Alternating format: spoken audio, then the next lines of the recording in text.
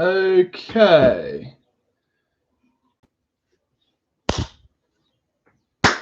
Hopefully you guys can hear me.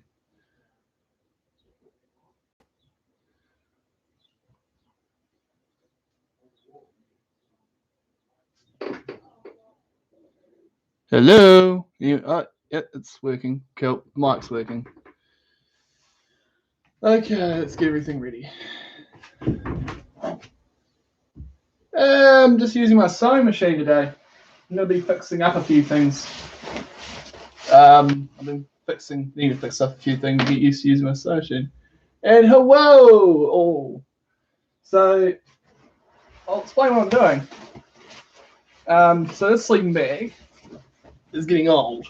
Doesn't have any the stuffing in it's kind of lost its fluff. So what I'm going to do is I'm going to repack it. Yep. Where's my scissors? Oh, there they are. I'm going to need these.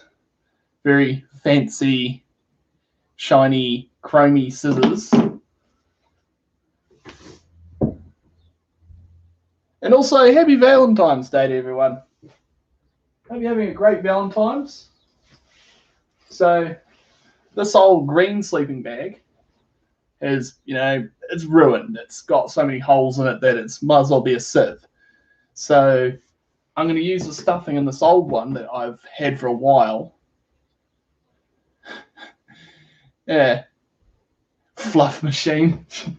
So, I'm going to be obviously working on this.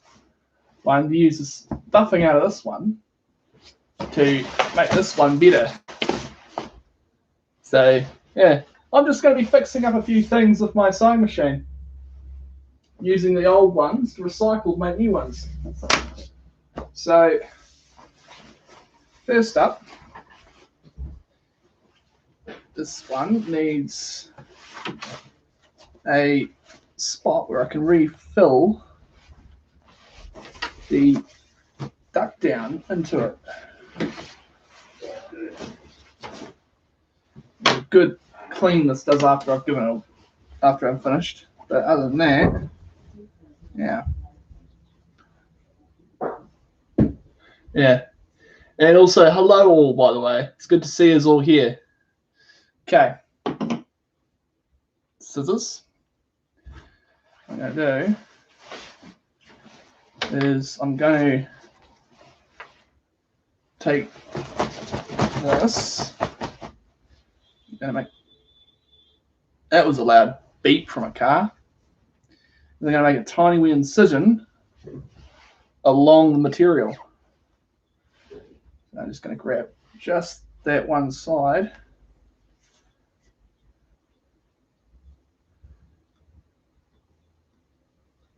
It's a little tough to cut because it is really good quality material.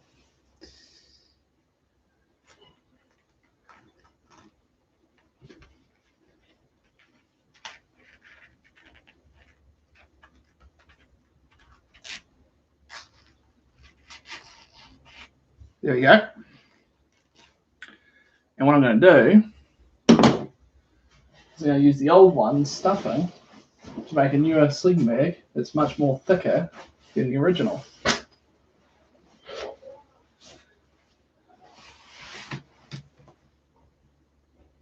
Can't stop those. I am planning on doing new free meme videos soon. I'm just planning on how to do it. So I've seen a lot of people use those voice things, text to speech. And there goes our dog barking. What we're going to be doing is using a much more labor-intensive property of using my own voice to voice over everything, because I can't figure out how to use one of those text-to-speech things at all. So instead of using one, I'm just going to use my own voice. Looking at what Volk is doing. Yeah, I'm just at the middle of taking the old stuffing, fluff it back out again, So that's nice and fluffy. You know, make it nice and like that. And then you just push it in there.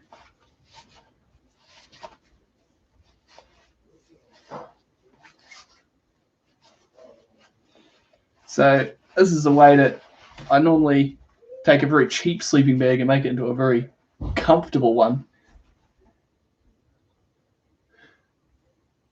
I won't stop with the Google Translate memes. I love them. Oh yeah, cool. I have to try and do more of them or something like that. Yeah. So many of the things I'm planning, you know, more furry meme reactions and all that. I have been thinking about doing a podcast on someone else's channel, but for now I'm kind of putting it on hold for now until, you know, after the con. I'll know if I'm going on by Wednesday, if I'll be able to go, because I'll be able to get the room by then for the con. So that'll be something I'll let you guys know officially when exactly that happens. But hopefully by Wednesday, I should let you guys know once it's Wednesday here in New Zealand, if I've got a room, if I manage to afford. I've got the money for it. I've just got to make sure to be able to, you know, buy it. I'm going to obviously be getting someone to help me with the internet banking, because they don't have, you know, the transaction method other than an internet transfer, a banking transfer, sadly, which makes things a little bit more tougher. But oh well, I'm going to try my best at, you know, getting to this convention, because it'll be my first FurCon. Floof machine. Watching a series with my sister was a dude who said, "I'm not good boy, total opposite, I am bad girl." So yeah, so this is just standard like nylon fabric stuff. There isn't anything special about it, but you can fluff it back out, makes it all nice and light and fluffy.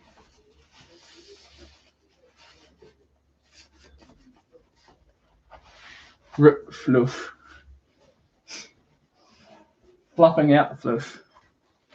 So you get it out and it fluffs it up, because it was all kind of, you know, yeah. But yeah, how are you all doing, by the way? I hope you're having a great day.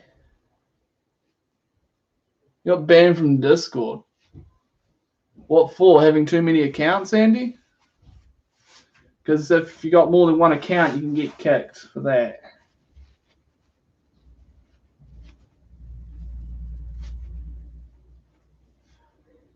Fluffy dragon, robot dragon. Technically, that would be a synth. A robot dragon, technically, is a synth. Very interesting. I've seen some very high HD animations of them, but they're a bit more NSFW than, you know, I would obviously use to be watching, but I just found it was very high HD stuff. It was kind of cool. But yeah, so being just sorting out everything. Yes, it's into the floof machine.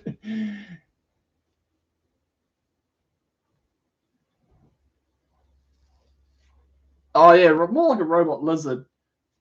I wonder if they, I guess you could put wings on it and you kind of say it's a, I don't know. It depends on what their rules and their law are on them. I'm sure there'll be something about it.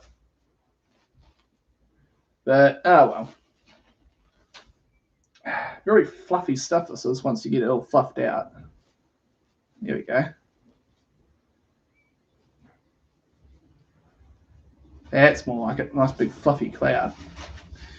So I made a jacket out of this by doing this, and it turned out really nicely. It's almost like a big plush jacket that you can wear. So starting to shape up nicely now. It's starting to get all nice and floofy and puffy now. After you finish, show us your beans. Okay, I'll make sure to do that once I'm finished. I am planning on getting new ones. Hopefully, when I go, if I get to the FurCon, we should be able to. They should maybe, if they've got some, if they have any fursuit, some new fursuit paws, I will be buying them. That's one of the first things I'll be looking at buying, along with Big Fluffy Tail. Don't you worry about that. There'll be lots of pictures and videos from that convention when I get the chance to. Other than that,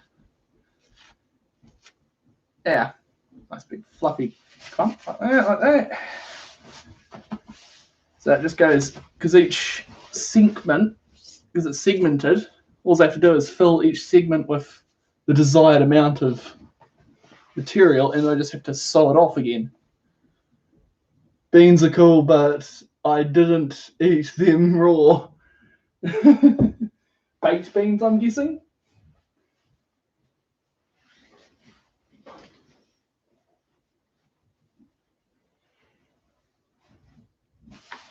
So yeah.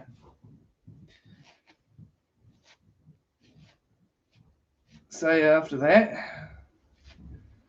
So yeah, that'll be something I'll be planning on doing, and hugging a lot of fursuiters and checking out the conventions held on essentially like an adventure park. If you know what they're like, you know, big swings, flying foxes, water slides, that sort of thing. I think there's a swimming pool there as well. I'm not much of a swimming pool person, but a flying fox sounds awesome. I love those things. That'll be something that I'll do. Yeah, they just get all nice and fluffed out and done.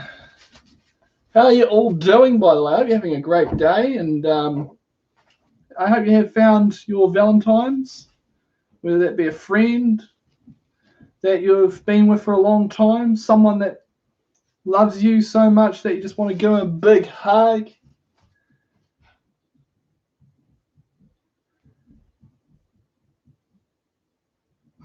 But yeah, so that's the thing. Try and you know, just say that person that you love, you know, give them that little extra something that makes them feel special. I know a lot of people who write poems and all that. Also, on other news, one of my family members got married on Valentine's. So that's something pretty cool. But yeah, it was just a nice little formal wedding with just family members and a few other people that were close and relatives. And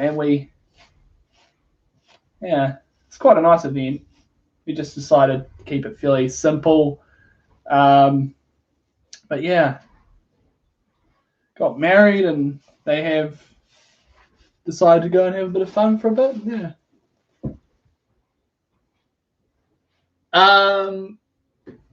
How tall? Try and keep the PG-13 chat. Thank you. Did you eat your breakfast already? Yes, I did. I ate my breakfast pretty early. Since I just eat very simple leftovers normally. I normally eat leftovers. Not really a cereal person. Not really my thing. I like a good full breakfast, such as like, I'll eat leftovers any day of the week over cereal, so that's preferably what I'll normally eat unless I have to cook something. If I cook, it's usually just something pretty simple, bit of bacon, bit of, maybe a cob of corn or something basic, really. Easiest way to cook corn, by the way, guys, is just chuck it in the microwave with the husk, with the corn still full of the husk on it. Just chuck it in the microwave for about a few minutes, and it should cook. Be nice and steamy and hot, and you just have to peel away the husk, and you're left with this really tasty, simple meal. And just eat that on the go. You know, just eat it like an apple. And it's really good for you too. Good amount of fibers, everything. Toast is the absolute best. Yeah, I'm not really a toast person myself because I don't like the crumminess of it. I don't know. I like food when it's got a bit of I don't know. It's just me. I just don't like toast as much, but you get quite a bit of stuff done once you've got yourself a good meal in your stomach. What if we eat the toast into the fluff machine? Fluffy toast. That's weird. Okay, where's some... Is that done? No, it's not. Got some more material here. You can see it's quite a lot. That's... Don't know what that is. So I can just go in the rubbish. Yeet into the rubbish bin. Some fabric that ended up in there. There we go. Nice and fluffed out. So I just take this fabric, and what I do is I just pack it in there, and it makes it really nice and And sorry I couldn't get any better camera. Well, my parents normally call me for dinner, and it's in this hours, so I've got to go. See you later, Cloudy. Hey Nova, how's it going? I'm having a great day. I'm just using my sewing machine and I'm fixing up some stuff. How you doing?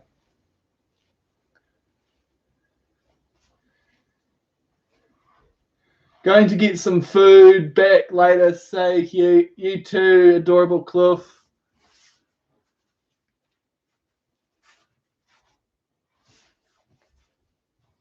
Protogen would be if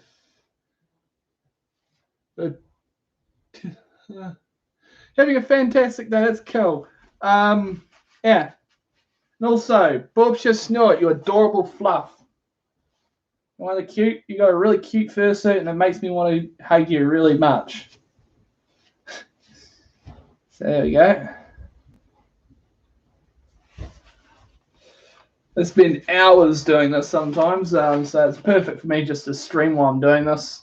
It's less boring, and you guys get to see something interesting that you probably wouldn't see a lot of all the time, is people repacking a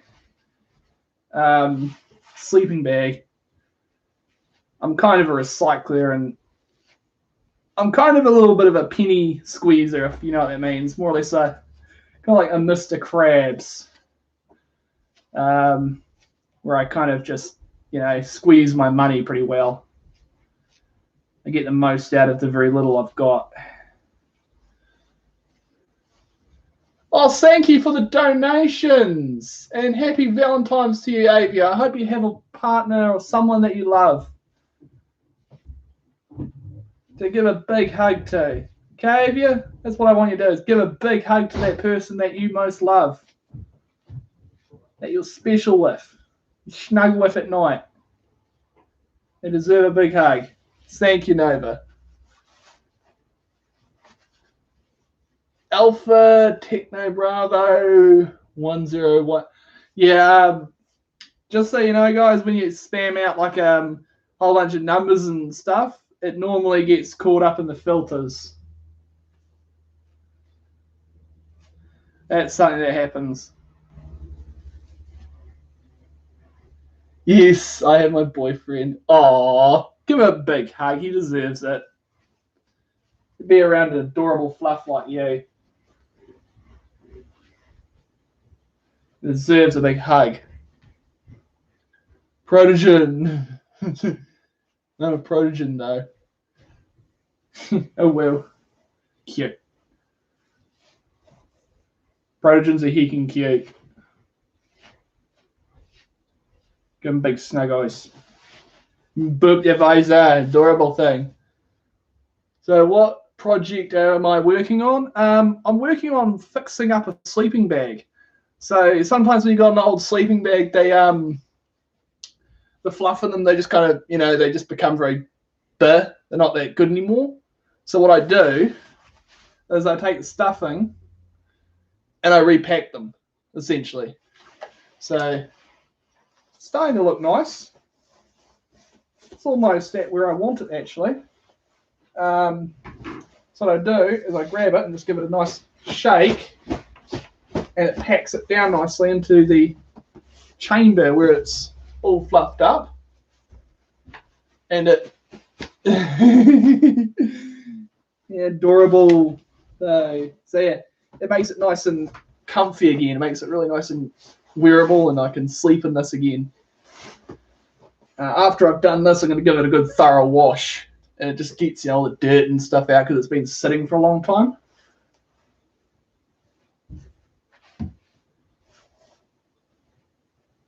Yep, making it nice and comfy again. So, because I normally sleep in a sleeping bag because I can't. Because what happens is I end up kicking the blankets off my bed all the time. And I found out the easiest way to stop that from happening is if I just get a sleeping bag and sleep in that. It's odd. It's something that even my family finds a bit weird. But it works. Stops me from ending up with cold feet every night. I could wear socks, but it defeats purpose because the blanket slides all the way off the bed and on the ground. Every time. It's just, and it feels hecking more comfortable too. There we go. Comes all nice and puffy.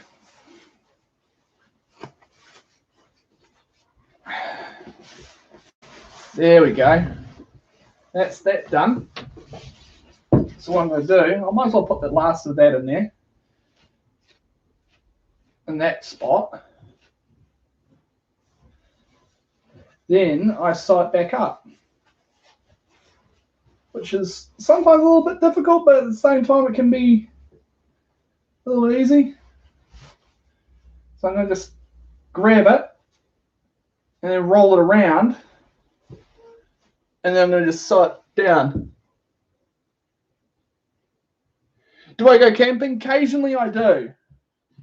I haven't done it in a while because of all the stuff going on all the problems in the world right now, but that's something I'm going to have to get into doing more often, is getting out and but yeah, so let's just roll the fabric over and stitch it back up.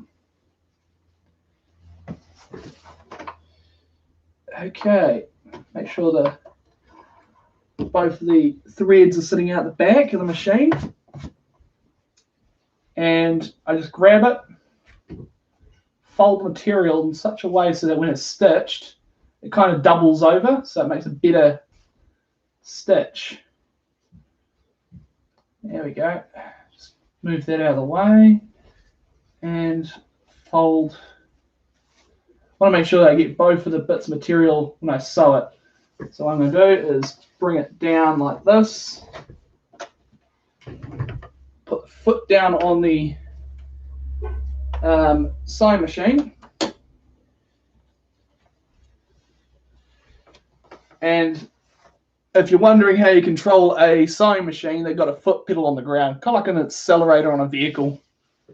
And then I'm going to just slowly start off slow and feed it in. Make sure it's cycling properly.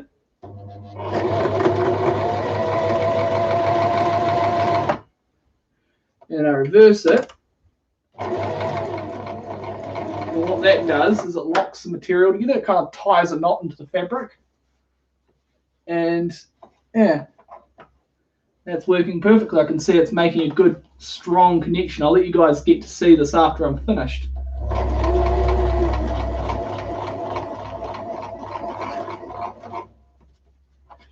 It's a little rough, but it will work.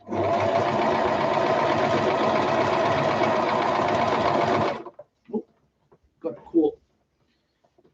And there we go.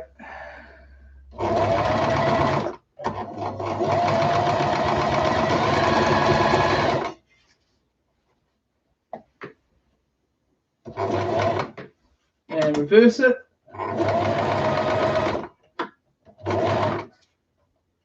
What I do is I lift the foot and raise the needle. Yeah, it's not the bestest job because the fabric is very fine. What I'm going to do is I'm going to fold it over on itself, and then I'm going to go over it a second time. So I'll do is I'll bring it back. First thing I'll do is I'll cut that loose. A little cutter on the side of the machine. Pull it back. Done. So let's give you a good look at it. The man who invented the sewing machine needle was inspired by a nightmare where he was chased by natives carrying spears. He used the shape of their spears to make the sewing possible. Wow, that's a bit of history. That's interesting. So here's the sewing threads. Let me get a light up here so you can see. So you can see that yellow, that's the thread. Yes, I'm using a yellow thread, but yeah. So what I'm going to do is I'm going to fold it over and make the second go over it, lock into the thread spot. It's not really that much more than just folding it, getting this in the right place, getting the fabric so that, yeah, there we go. What I'm going to do, I'm going to try and bring it the right way around so that I don't have to stuff it all over the other side of the machine, because otherwise it gets in the way of the machine when it's operating. I don't want anything to get jammed in it. And I got this machine originally to make fursuits for myself, or repair them at least. So yeah, it's kind of a thing. I've got it mainly for that, and I haven't really got much practice in. So I want to get, you know, some practice in, and the bestest way is using the stuff I make and repair as an example to myself, future use. Okay, before I put the foot back down, I want to, there we go, get the foot back down, and yeah.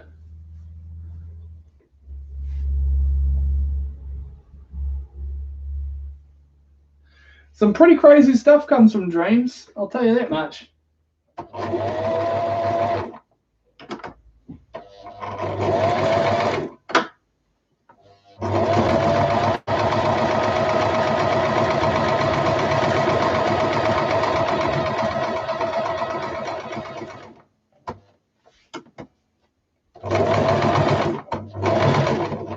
There we go.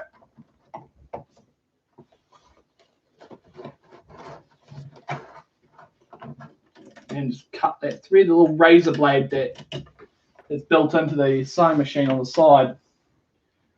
And take those little threads off.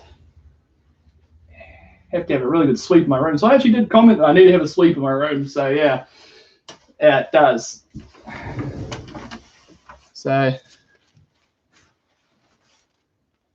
can see I've gone along over top of it, and on both sides you can see where I've just zinked down, and I've gone back up in a little bit to lock the thread into itself so it doesn't fray open again. Love my contents. Thank you, Andy. Also, Andy, you'll be able to use anthrodex if you have been yeeted from Discord. Just be noting that they do not like spam accounts or accounts that do anything, you know, NSFW. It's all safe for work on anthrodex. But it's a really nice platform. It's very welcoming and very wholesome. So what I'm going to do is I'm going to take all this frayed material. I'm just going to snip it off so it looks nice and clean.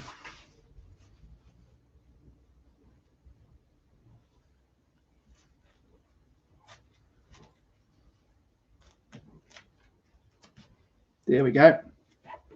Cut all those threads and all the loose bits off. Yeah, it looks a lot more better now. Cool. So that's that area done. It's made it nice and comfy again. It's nice and plush. What I'm going to do now is I'm going to go to the other side and repack that. So what I do is I bring it over here, and I make a tiny little nick just along here, about that long, about that wide. Yeah. Do you double stitch or triple? I just double it up a couple times. So you go nyink, nyink, nyink, nyink, back and forth. And what it does is it just reinforces the join. The good bad dreams make a lot of yes, they do. And that's half the reason why my son is a dragon, because I've had dreams of being one when I was a kid. So that was the reason I chose the fact that my son is a dragon, because it makes the most sense to me. It's the species that I've had dreams of being, and it brings me a lot of joy. Dragons are one of those species that bring me a lot of joy for some reason.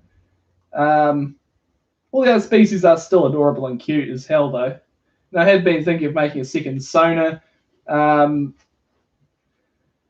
yeah, it'll be something that over time I maybe do art streams of me trying to make a Sona and all that. But it'll be something that'll happen in the future.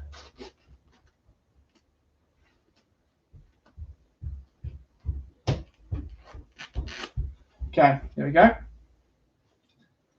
So I didn't nick through the back there. No, I didn't. Cool. Put my scissors back down there. And just a small hole, no bigger than that. I can pack everything into it. From this side, that's sealed off from the other side. Didn't realize it until just then, but yeah, oh well. So I just grab more of the filling out. Here we go. And I just start fluffing that up and using it. Don't have to be too much more than that, but yeah. Sometimes I was a joke. Everyone is good at something. Yes, they are. They always have. Someone has a talent at something, and it's always interesting seeing that talent. It may be odd or it may be different, but it's a talent that you should be proud of. Be you. Be the interesting person that you are. As you know, just be yourself.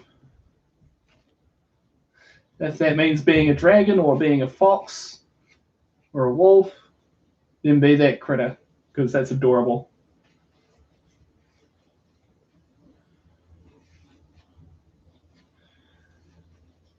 Avianova, the only thing I've good are the hats, knowledge about arts.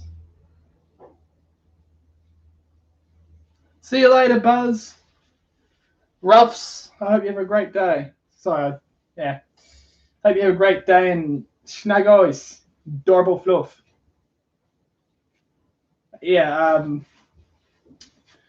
also, I did link my Discord below if anyone does use Discord and all that. But I also use Telegram at Vulcanax. I don't know why. I find it hard sometimes for it to work. But I use it mainly for just talking to people on there as well as other places on the internet. Okay. And there we go.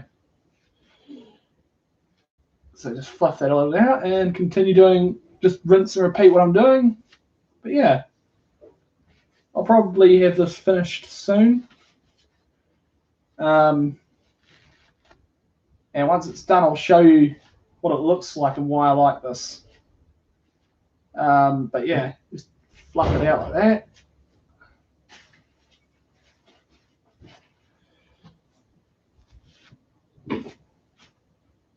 Makes a really, really comfortable. It's like sleeping in a giant pillow essentially all around you. It's really comfortable. But yeah. I don't know how to link Telegram, but you just have, I think it's like how I use Twitter. You just at Vulcanax. But yeah.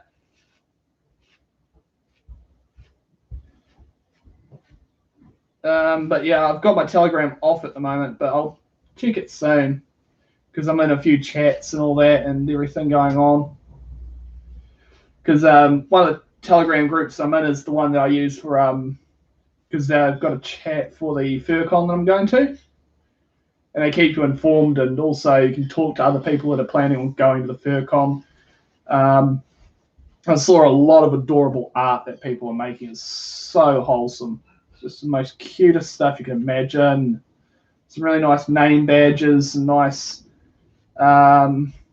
things like that were being made.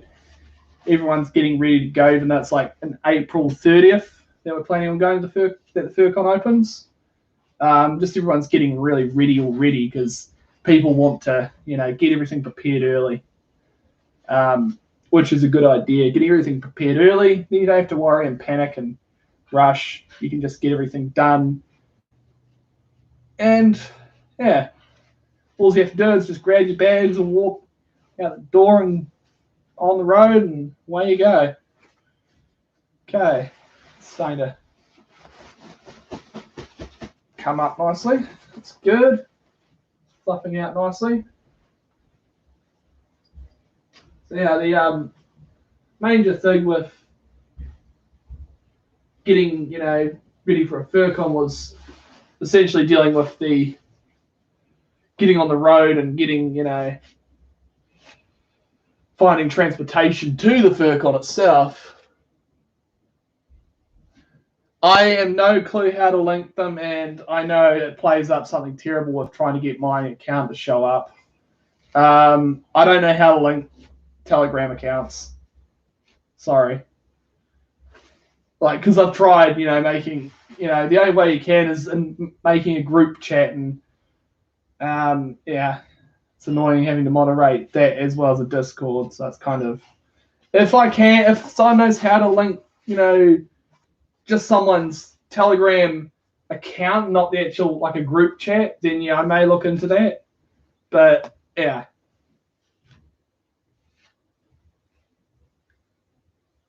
Sorry about that, Scorpion. It's a really pain in the butt. I'm hoping in the future they'll make like a link like that, like how Discord is an invite link to you, or yeah. I'm sure that it would be something because the biggest competitor to Telegram, to Discord, is Telegram. Apparently, I think when it comes to things similar to it, like group chats. Fun fact about Telegram: they recently had over 79 million new users on the platform, which is impressive numbers for a platform like that.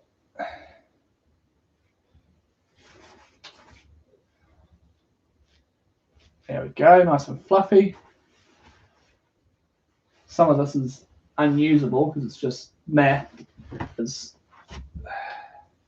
like that, for instance. It's all really give it a good gentle pull apart. It becomes like a big cloud. Where's it? There it is. Hold it.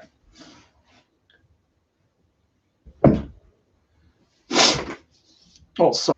There we go. Oh, hugs, you sweet fluff. So yeah, the major thing was the getting, which is going to be getting my into FurCon because they actually don't have any other way of paying other than internet transaction, banking transaction, which is is annoying.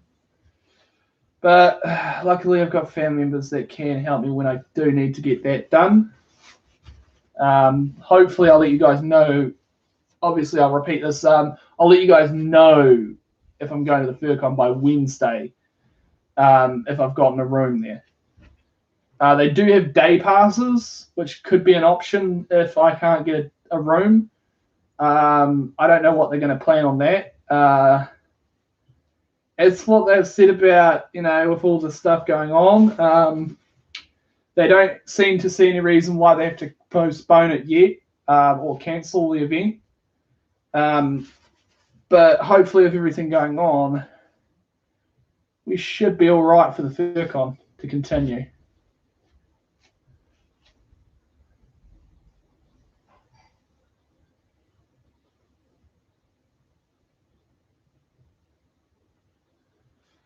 like to base your art off of everything from the future. Oh, cool. Well, that's all good. Sounds interesting. Cloudy the Wolf, I hope you have great, luck with making beautiful art. I like always seeing what people come up with, and hey, your art may not be the best quality, but you put all that time and effort into it. That's what matters to me. That's what makes it special. Your art is special because you put work into it. You've tried. You make something. It's got its own unique appearance. That's what art is about. It's uniqueness. Defies who you are as an artist. Defies who you are as a person in this fandom. It makes you unique. That's what makes you special.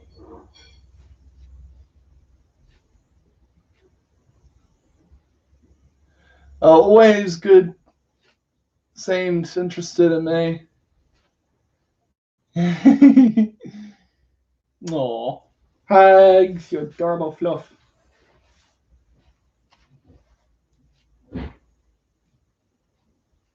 But yeah, how much has that got?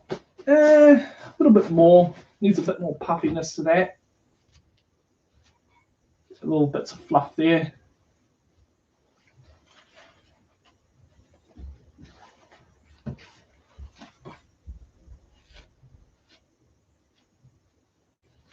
There we go. Rest of that's garbage. Need to take out the trash. Need to take out all the rubbish that I've got in my room. But that's no biggie. That's a thing I can do when I get the chance to. Need to clean my room a bit because it's a bit dirty.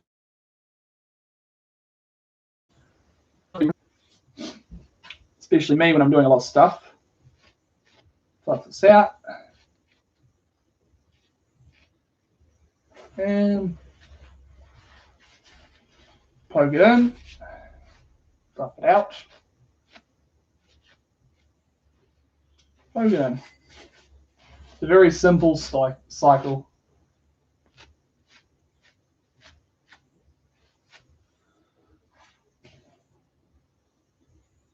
Keyboard won't want to work.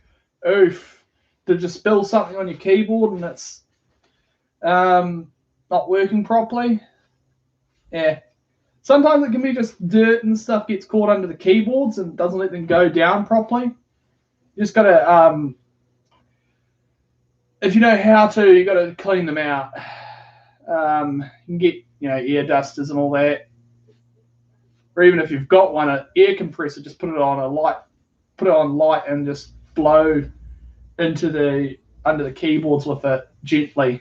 Then blast the keyboards literally off the keyboard. Because I've seen a video of someone doing that and the keyboard keys went flying all across the room. Yeah, not pleasant. Because then you're going to have to figure out where they all go properly. Wait, the Y doesn't go there, that's a Z.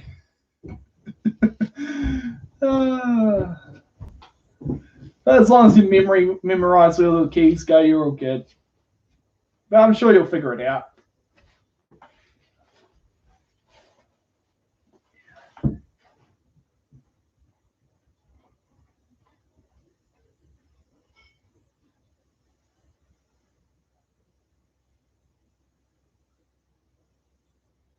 Ships. Oh, there have been people who have tried to make modern ships with sails for cargo. Kind of as an extra way of them being able to say it's a really stormy, windy day. They can deploy sails without having to have dozens and dozens of people, having to climb up and down a mast to secure them for big cargo ships.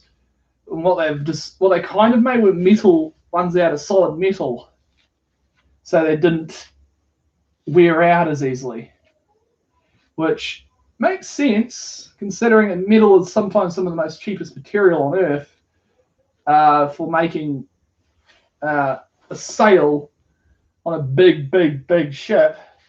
You would want to make it out of something as really tough. It can handle the wind and weather, and even a few lightning strikes. Because that's the thing, is getting struck by lightning when you're out in the middle of nowhere in the ocean. That is the most scariest thing when you're in a small metal boat in the middle of the ocean. You're going to get zapped. You get more of a chance of getting zapped when you're in the boat than you do in the water.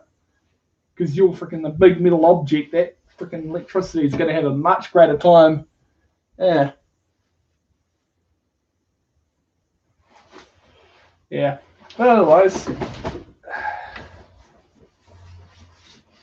and that, lay it out.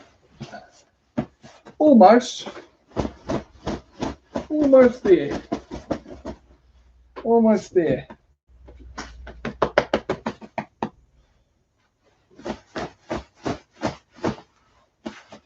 There we go. It's got about that much more to fill. There we go. That stuff can go right on in, as is. And there we go. Pack it in.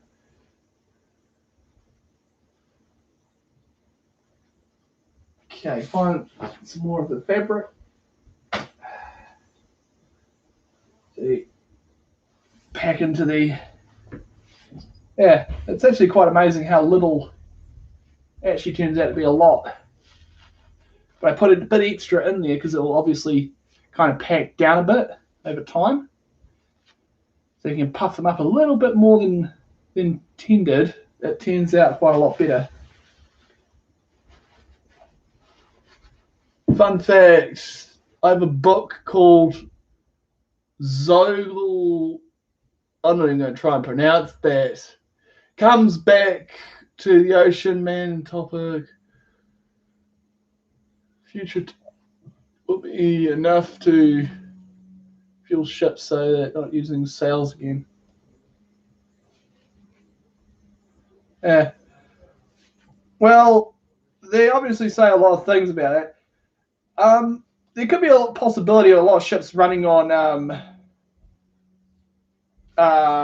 alternative forms of fuel made out of plant-based oils or even fish-based oils for the diesel engines. If you've actually seen biofuel for diesel engines, it's just cooking oil. It's just vegetable oil. There are even engines that can run off of anything you can burn, called gasification engines or something like that.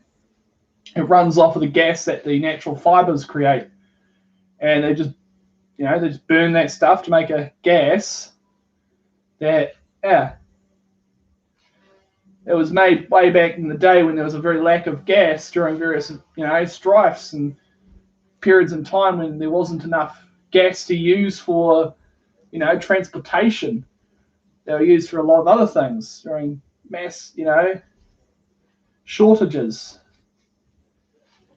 But yeah, they would take that gas and they'd turn it into a fuel. Essentially, that gas was put into the engine and it would run most standard petrol or gasoline engines.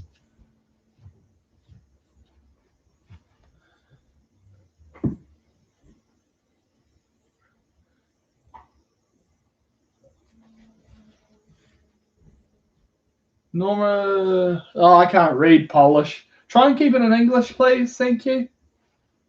I know some people here speak other languages, but thank you if you can please keep it in English. That's all. But yeah, I'd love to have a translating thing here on YouTube. I think they're planning on adding something like that that automatically translates to the language that you read. They also are planning on trying to add in a translator that works live. Unfortunately, the one they've got at the moment doesn't work that well or at all. Apparently, it's just very gibberish. So, but yeah, that's something obviously I'll look into when that does go into YouTube's systems properly. They usually set things out, beta testing them and all that to certain users, and I don't know exactly how they do beta testing on YouTube. It's pretty yeah, they don't usually just openly say things like that, but they are planning on looking at some sort of a translator.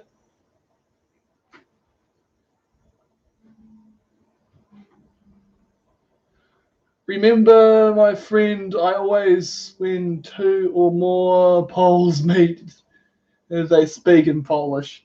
That's fair. Just yeah. I understand that. Yeah, if obviously you're speaking to someone that's in your country and you'd want to speak in your native in your language that you feel comfortable with, that's understandable.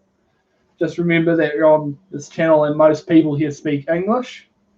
It's mainly because I've had people speak smack to me in various places on YouTube and also on other platforms. I'm not saying that you are speaking, ill of anyone here. I'm just, we just try to keep it English. That way it's, but hey, I understand it. It's frustrating learning new languages, English being one of the hardest languages to learn.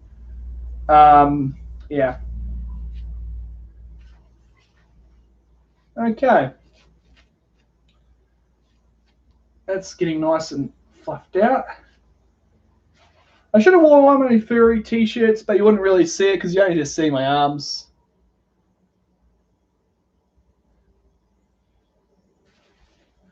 Should learn another language. That's a good idea to learn another language. Floof, just try and, yeah. Just give it a shot. There's lots of lessons on the internet on how to speak other languages. Probably YouTube has dozens of them. If you get time to, just try. First way is to learn, the language as, literally. The literal is text, so you can read it and write it.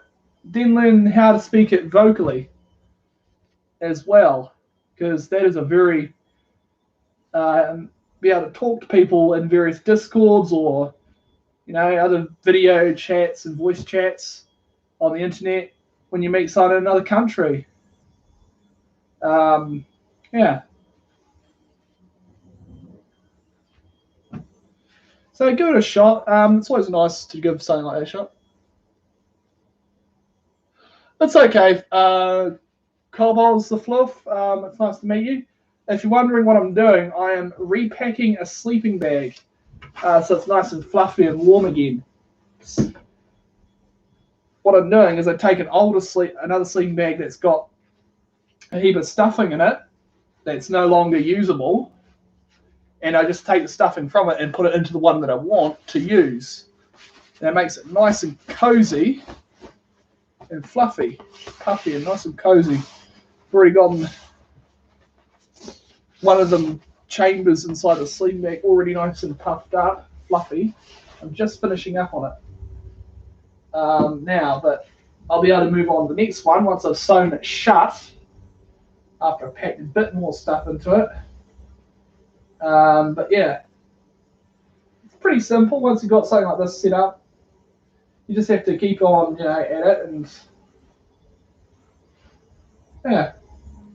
So just take the stuffing and you fluff it out, and you just pack it into the new one, the one you want to use. It's essentially just recycling. That's all it is. It's cheaper than buying an entirely new sleeping bag. There it is, over here, somewhere. I'll find it. There it is. Yeah.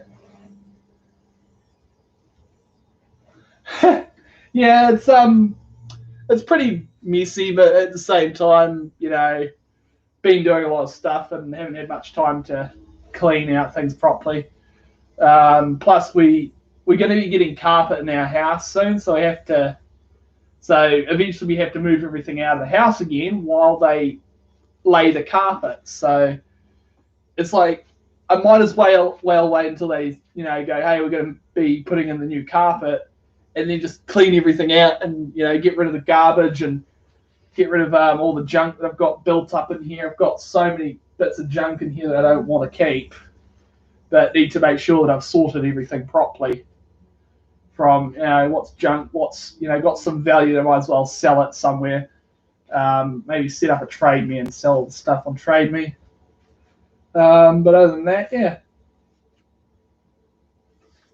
Oh, nose is a little runny. I'm okay though. I'm not got a cold or anything. It just gets a little plugged up sometimes. There we go.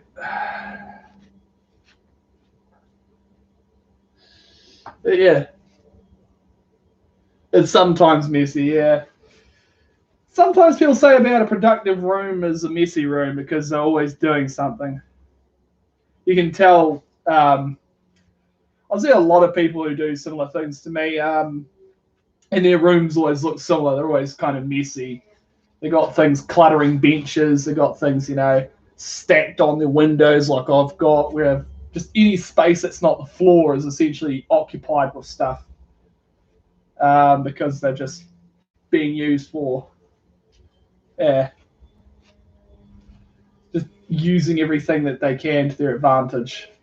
It's kind of how I am. I just don't like wasting money when I can, on stuff that I can obviously repair and remake. I don't like having to buy things that are unfixable. So I like to buy things that I know I can be able to repair or have some skill at finding the parts for.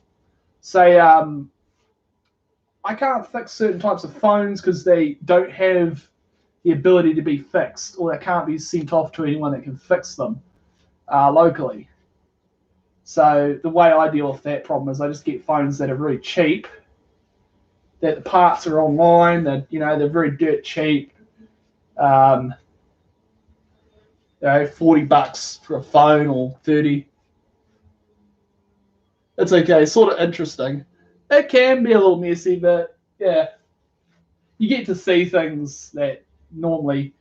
Yeah, I've got the blind. The reason I got the blind down is because it's sitting my sewing machine exactly where um, the blind would be literally covering the sewing machine if it, and be in the way. So I just, yeah, okay, here we go.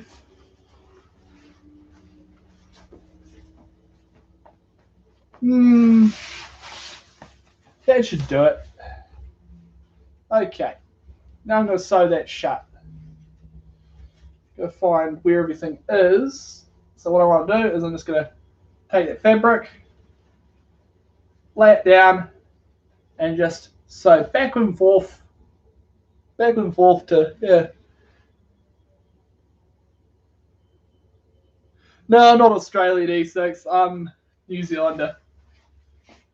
Um, I have not gone to Australia either, so yeah. And neither has any of my family got recent blood or relatives with Australian backgrounds.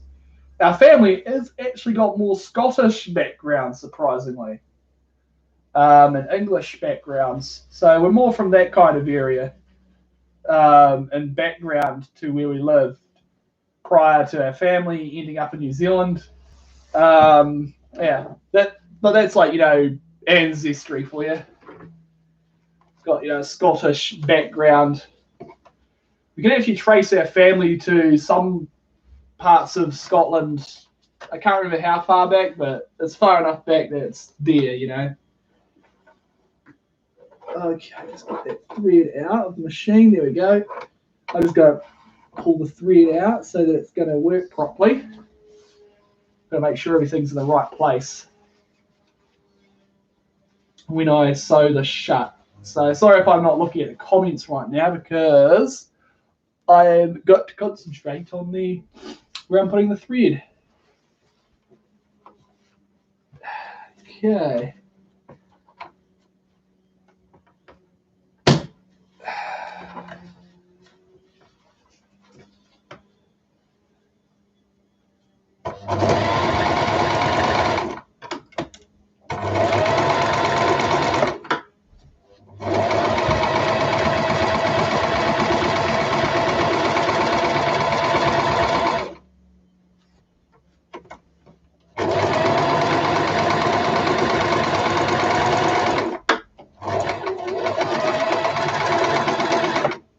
Okay, there we go.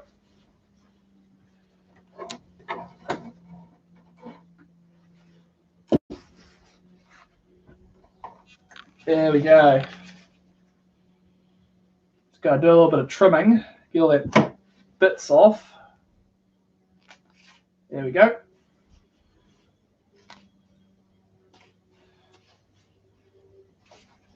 Yeah, that will do. That's one chamber done. Nice and puffed out again. That's warm and cozy. Oh my god, it's going to be so good when it's got everything nice and puffed out and like that. So what I do now is I move on to the next one. I just cut a little incision where I did before on the next chamber over. Take scissors, trim.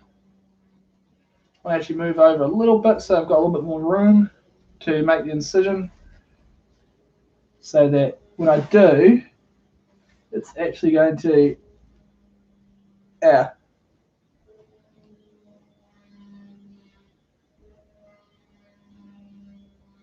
just go take a bath.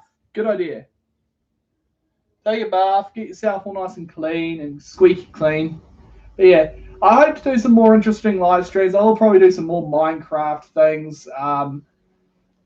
I may even try and start a live stream later on today, but I may actually be working on, actually, you know what, I'll be probably working on my next video, which will be a furry memes video. But what I'm going to be doing is I'm going to be voicing it myself with my own voice. Instead of, because I can't find a text-to-speech thing.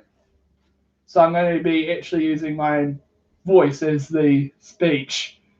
And I'll be recording it all, editing the audio, then putting it into the video. It'll take me a little while to do this, but, you know, when beans, I will get to that once I'm finished with the sleeping bag. I will do that. I am promising you that. I'm not going to lie to you about something like that. You know me. I'm always once I set my goals on something, I like to do them before I, yeah. So that is just,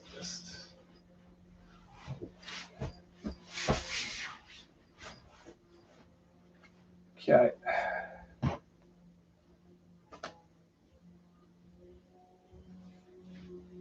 So I take the solid sling bag and just, doesn't have to be anything fancy in terms of a hole, because I'm just going to be throwing this one out after I've finished with removing the stuffing and putting it into the new one. There's the hole, there it is, this one. I try to keep the hole as small as possible so it's manageable with stitching it back up, so that I can able to just puff the thing out. And yeah, anyone that's still here, I'm glad you're still here and all that. I know some people obviously got things to do or not really interesting for them, but yeah. I'm going to take a shower. Good idea. Have a nice shower, get all nice and clean and fresh. Stay nice and clean, get your fluff nice and warm and fluffy again. We don't want musky huskies.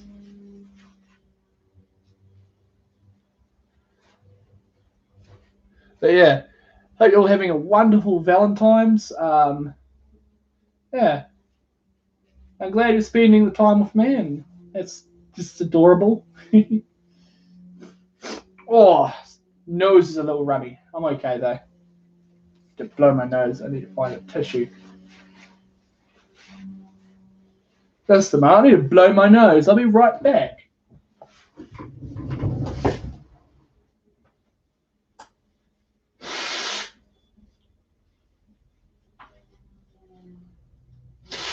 There we go. Nose is blown. Nice and clean now. I'm not having to constantly sniff to keep my nose from dripping. There we go. But yeah, I hope you like me just doing different things in live streams instead of just gaming, because it gets a little bit boring as well. I'm very excited to see the new update for Minecraft, because that looks so awesome. We've got so many cool things coming. You've got copper blocks, you've got bigger caves, and you've got more interesting things that can be done. There's even an archaeology thing, which I find I haven't heard of anything like it before added to Minecraft, but you can make pots or something like that using some sort of fragments. I hope they're really customizable. Like you can be able to like put all kinds of cool patterns on them, and you could trade them or give them as a gift to your friends in game, which would be kind of cool actually. Giving a pot to someone you love and you're in Minecraft is a meaningful token to someone.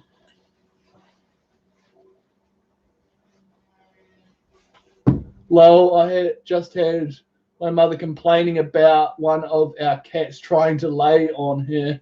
Scream! Cats. They are hilariously adorable, but also the most mischievous critters I know, next to foxes. Which just tells you a lot about foxes and cats have in common. They're adorable. Foxes are just the most adorable fluffs. Because they just are a heckin' adorable fluff.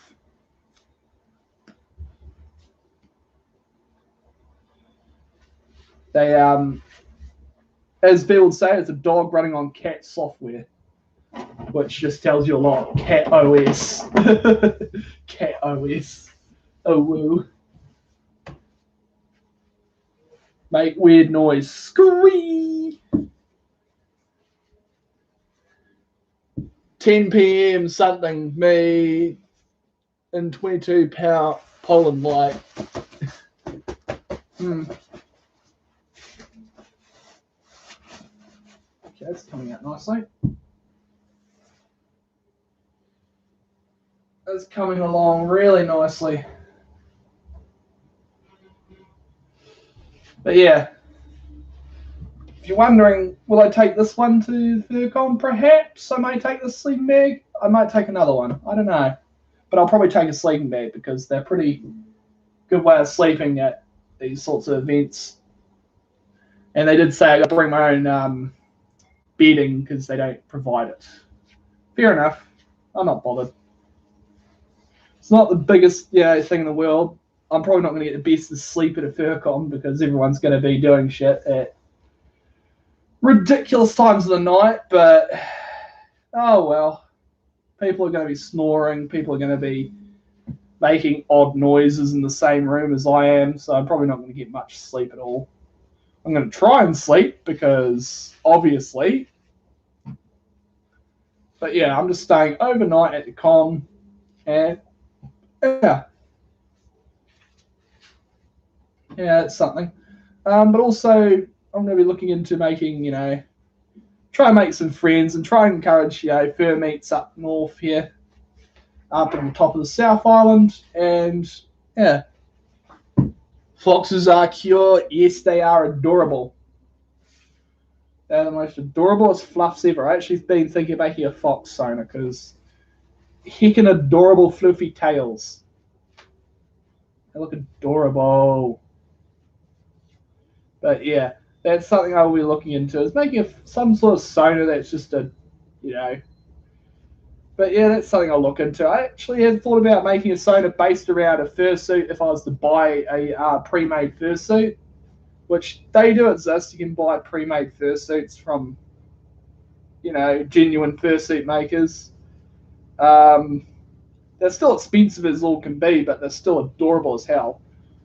So if you get the chance to buy an actual, just pre-made, just make sure it's going to fit you first. So, figure out your sizing and all that, and ask the fursuit seller, what's the size of the fursuit and all that before purchasing it.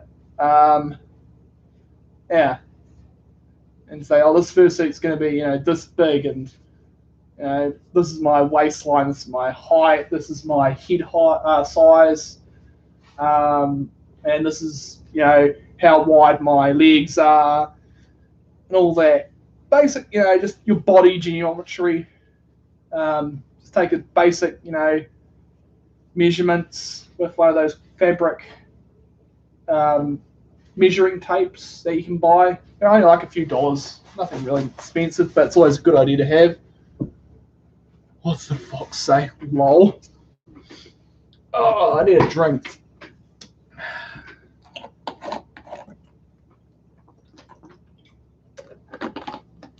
Here we go. You sound Australian or British. I'm New Zealand, so not far off of being Australian, but we're the country under the down under. Well, that can be a bit lewd, can't it? Under the down under. You got me in my under the down under. Oh well.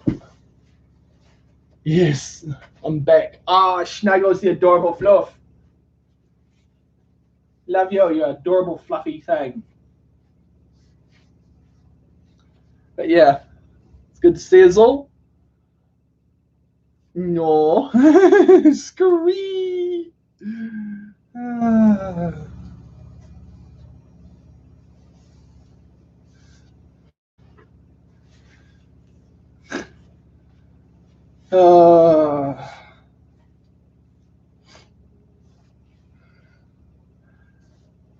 Oh yeah. So I am planning on doing some podcasts after I get back from the FurCon.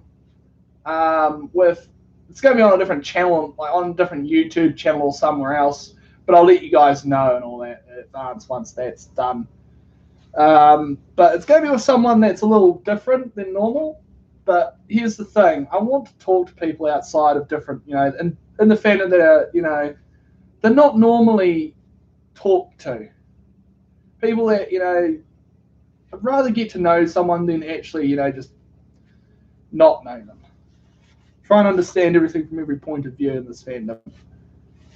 Because everyone's different. Everyone's going to do different things. Everyone has their own beliefs and all that. I don't like, VR because I think it's just too, intrusive on certain things in the fandom. But, yeah. It is a cool concept, I will admit. It's just, yeah.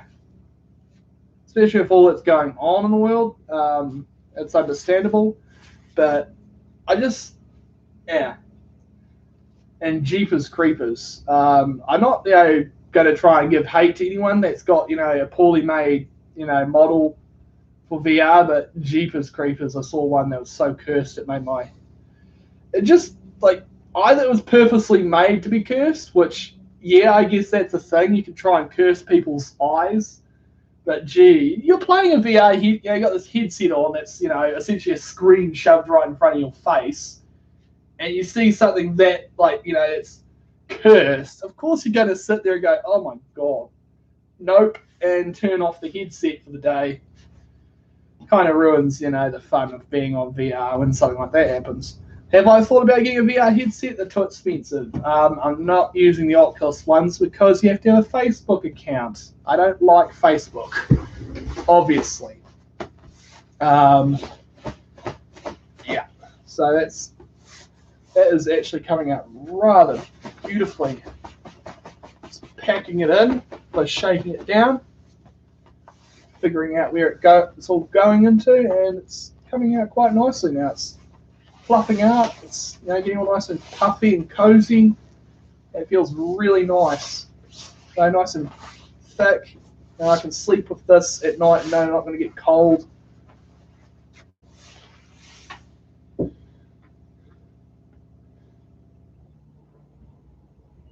You're back. Yay! It's good to see you, Cuff. He said he was going to commit furry crime. No. Something around 90% of furries would probably be in jail. No. Don't put people that are horny into the same cell because you get the kind of point that's a bad idea, really. Because a whole bunch of people that are, they're going to obviously, yeah. That's kind of defeating the point of it. But, yeah.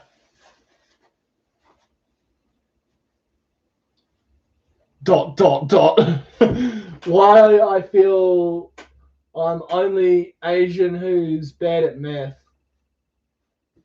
I'm bad at math. I don't judge people for who they are.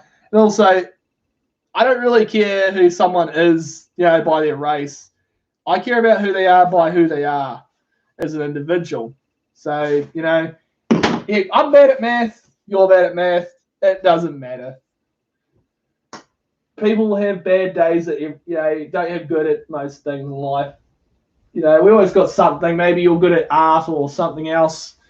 Maybe you're good at computers or just anything in general.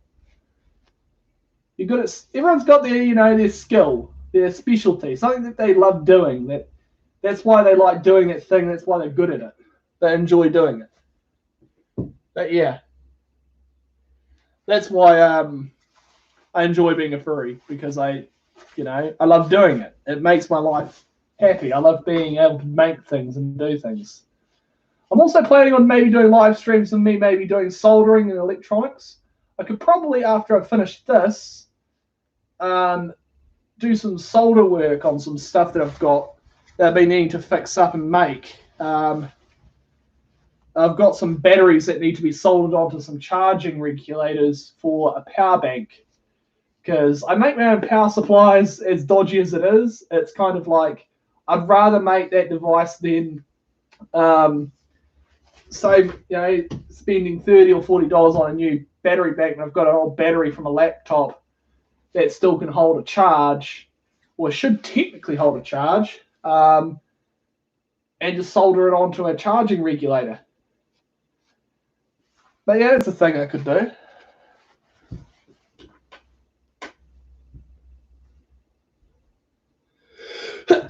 Well, sorry. Bless me, I sneezed.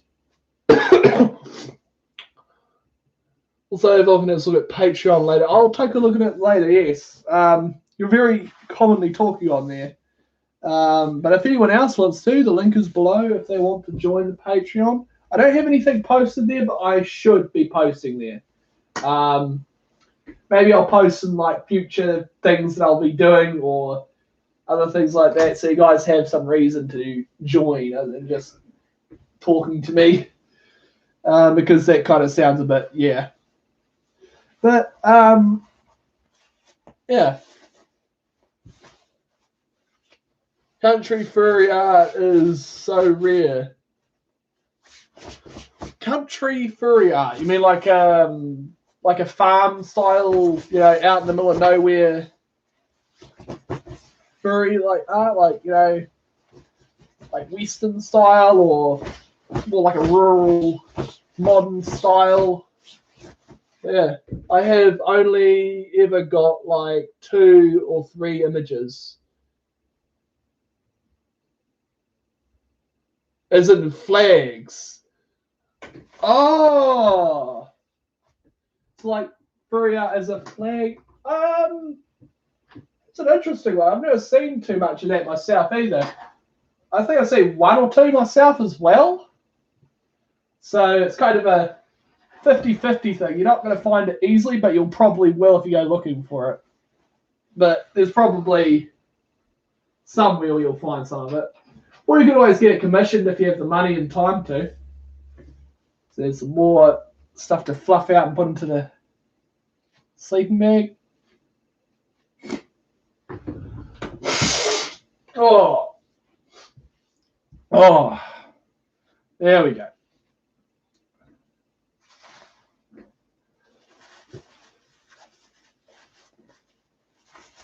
Furrified. It's like a furry version of a flag. Like say you got a flag and it's got a big paw print on it or something. I don't know. I'm weird. I can understand that because it's understandable. But yeah. Poland doggo. Yee. Adorable. That's turning out beautifully. It's puffing out nicely, looking good.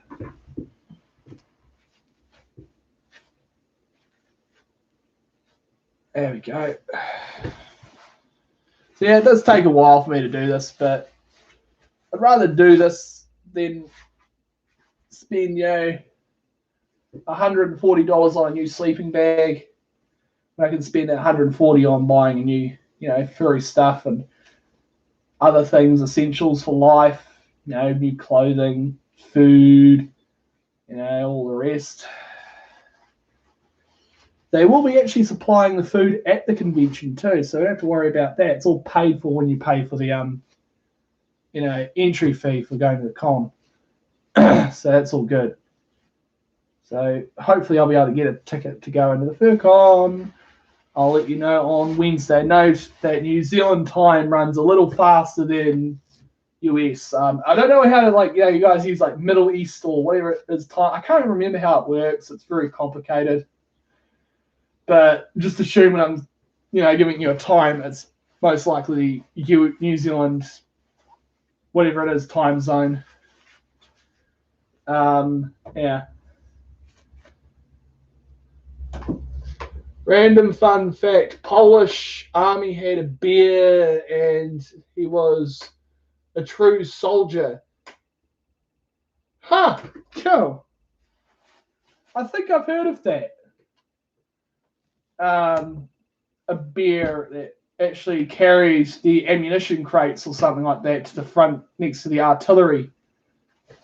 Pretty impressive.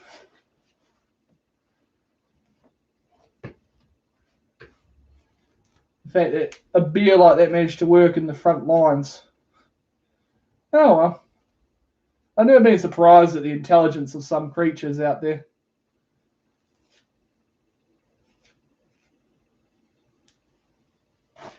I'm surprised there isn't any movies or videos of it, There's documentaries on YouTube, animated documentaries of it by something history. There's a few channels that animate history of from all kinds of things. From all the eras that have gone by, from Middle Ages to modern day.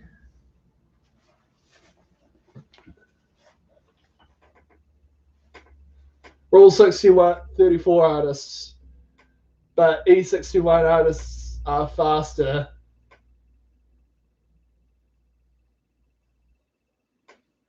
Oh yeah, that's for sure. That's for damn sure.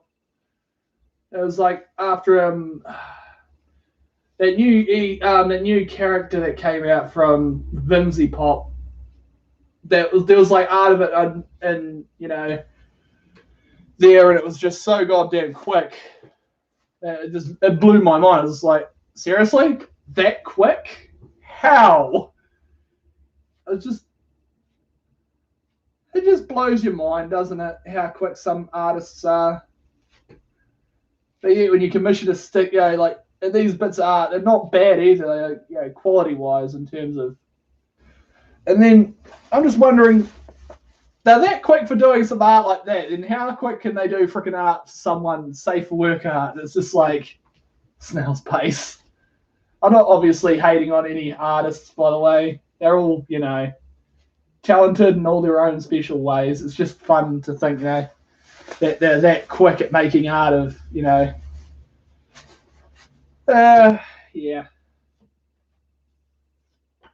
Yes, but I'm not a big fan of Roblox. Yeah, never really either. I'm more a Minecraft person. I don't know why, just the characters look a little bit more, surprisingly more pleasant to look at.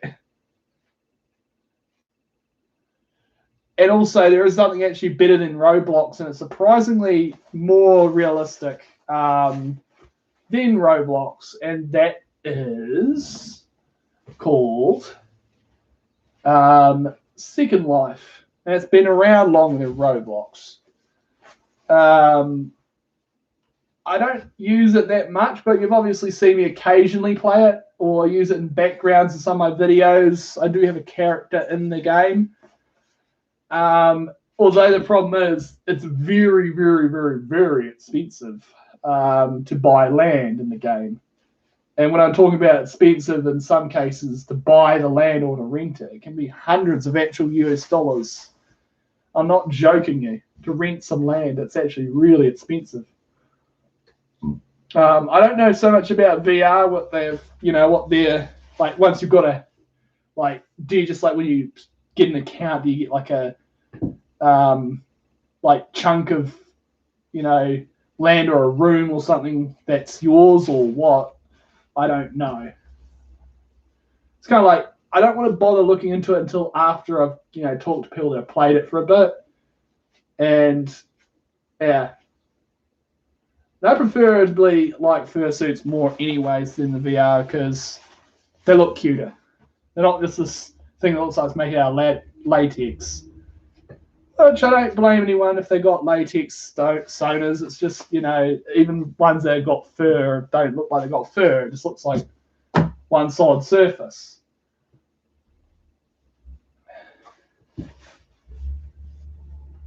Fluff. Adorable.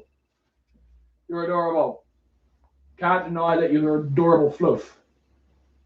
Adorable derpy floof thing. Snug ice. And happy Valentine's. You're adorable fluff.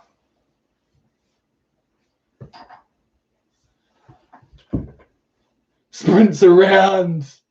Adorable. Just a heckin' adorable fluff.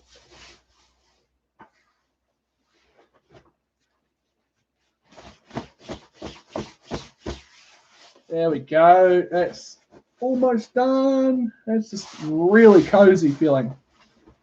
Oh my lord! Look at that. That's actually back to where it was before before it got like what it is. Give it just a little bit more so that when it packs down over time, it's still going to be a little bit more fluffy. And pack that in. But yeah, this is going to be one heck of a nice comfy sleeping bag that I'm going to be able to snuggle down in at night. And it's really nice actually. It's like sleeping in a giant pillow wrapped around you. It's really plush, it's really cozy, it's really snugly. And yeah, there we go. That's more like it. It's nice and soft, it's nice and puffy. Feels good. Okay, let's sew that up again. Sew that up. Like that. Everything out of the way. Bring this up over here. Yeah.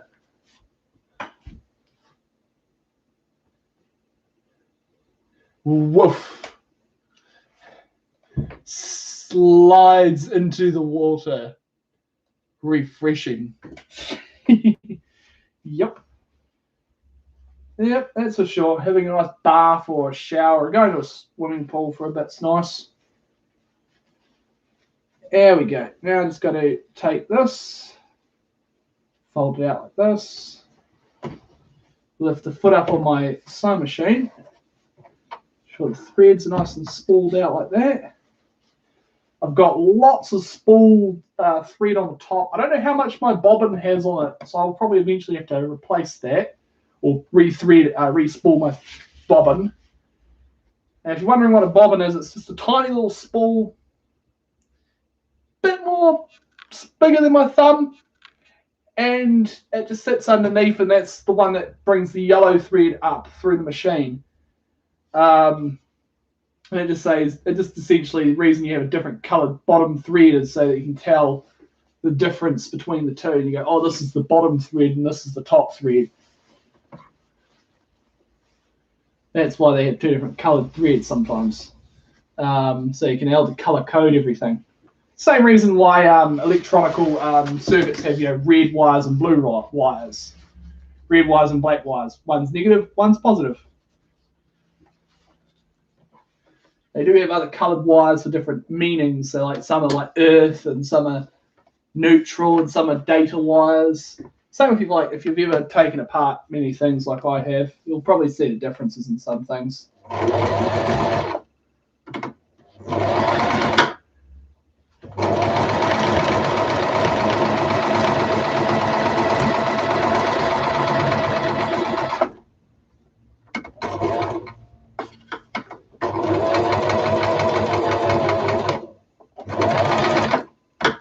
go.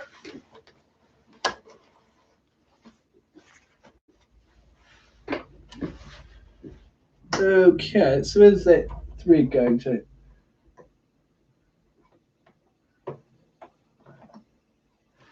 It's going to there we go. It was just about to pull the thread out through the eye of the needle. Worse, it wasn't going to be in the needle no more, so I'd have to re-thread it, which is annoying, but you know, that's a thing when you're sewing using a sewing machine. Occasionally the thread will break and you've got to re-thread the machine.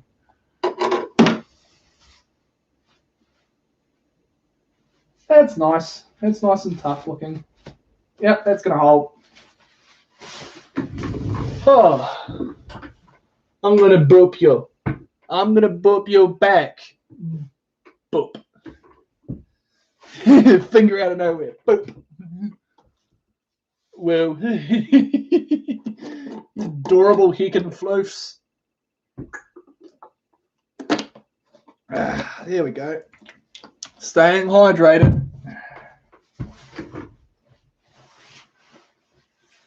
It's an important thing to stay nice and hydrated when you're doing whatever you're doing in life.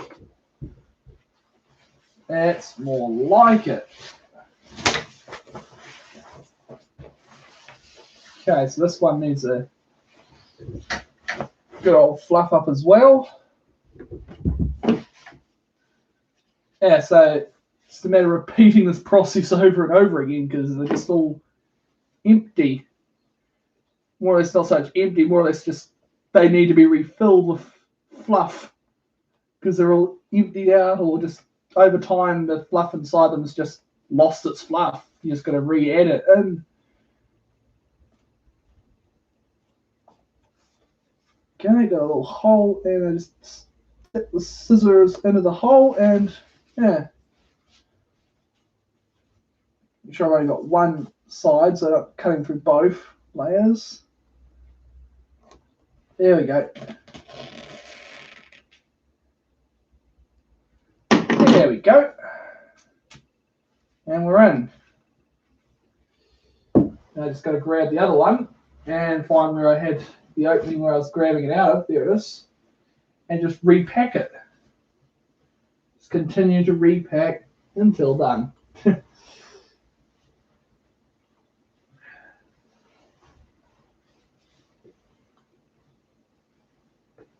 There we go.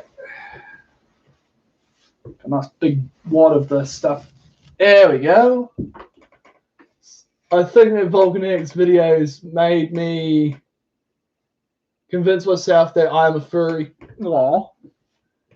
Well, if you're happy being a furry, I'm glad that you've, you know, that helped you find the fandom.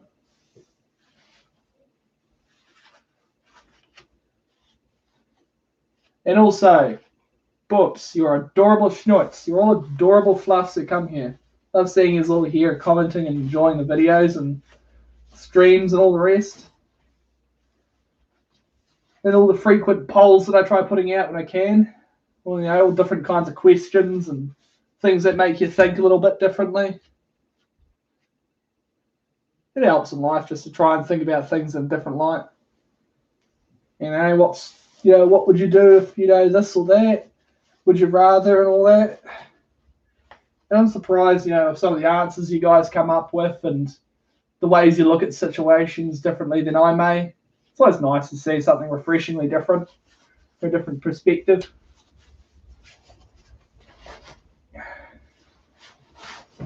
But yeah, hope you're enjoying yourselves.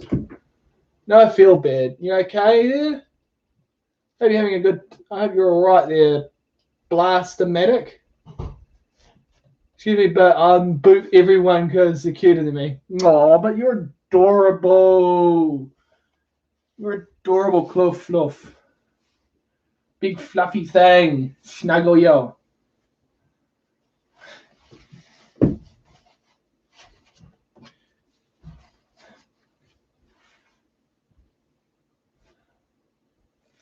I'm supposed to be cuter.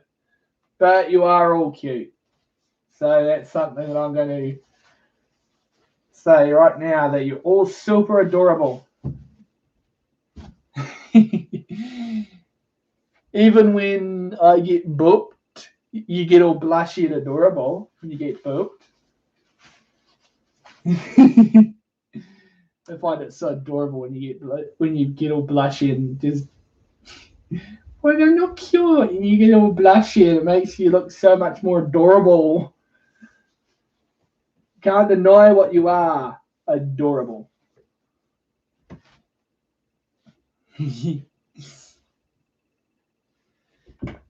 I'm not.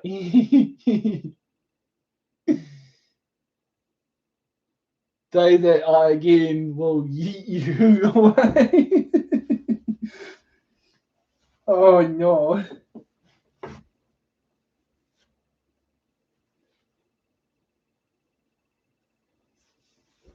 A woo pillow.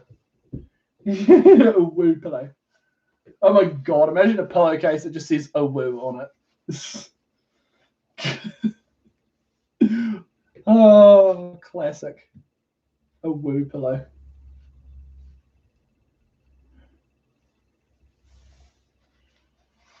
Just as like woo on one side and OWU on UOU on the other, W on the other. You get what I mean? Yeah. And fluff all this out. This is a lot. Give it a big fluff.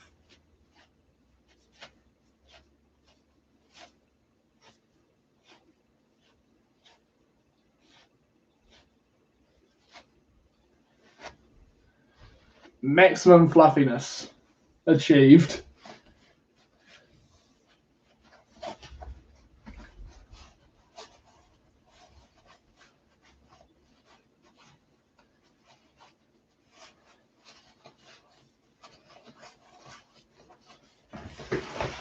There we go.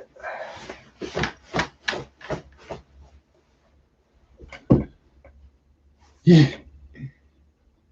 Talking about my zodiac. Oh, cute. He's Scorpio. I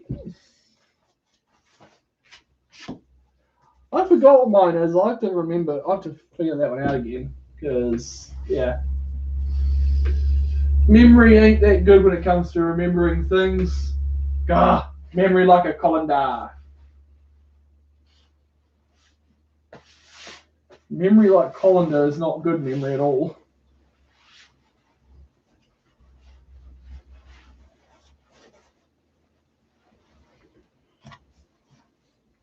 I'm gonna have to vacuum or sweep. That is some fluffy stuff. Look at that. Fluff, fluff, fluff. Cloud of fluff. Too bad, cute one. Do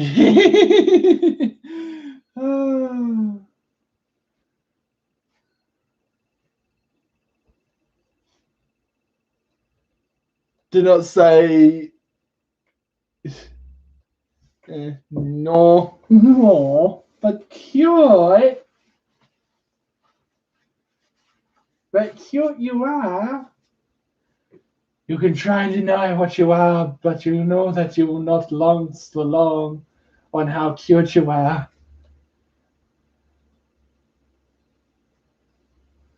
Yeah, it's so nice and fluffy. Oh my god, it feels so good. Fluff it up and get it in.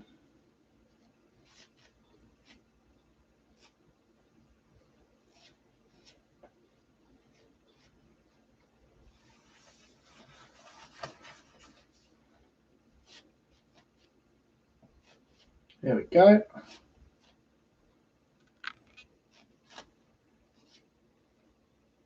Looks really good.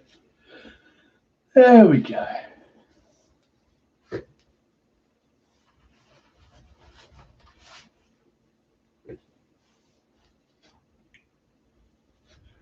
Yeah, I'll have to try and figure out how to put in non-copyright music into videos. You know, I have to like make some sort of like a playlist on a stereo or something and have, you know, non-copyrighted music playing in the background so you guys can listen to that as well. But yeah, I technically could use the YouTube's playlist music library to play their copyright-free music in the background. I believe I'll have to look into that as an option. I don't think it's against the terms of service to use it in a live stream when I'm doing something like this, playing in the background. But I'll have to look into that. But yeah, it seems to be that you can do that. Yeah.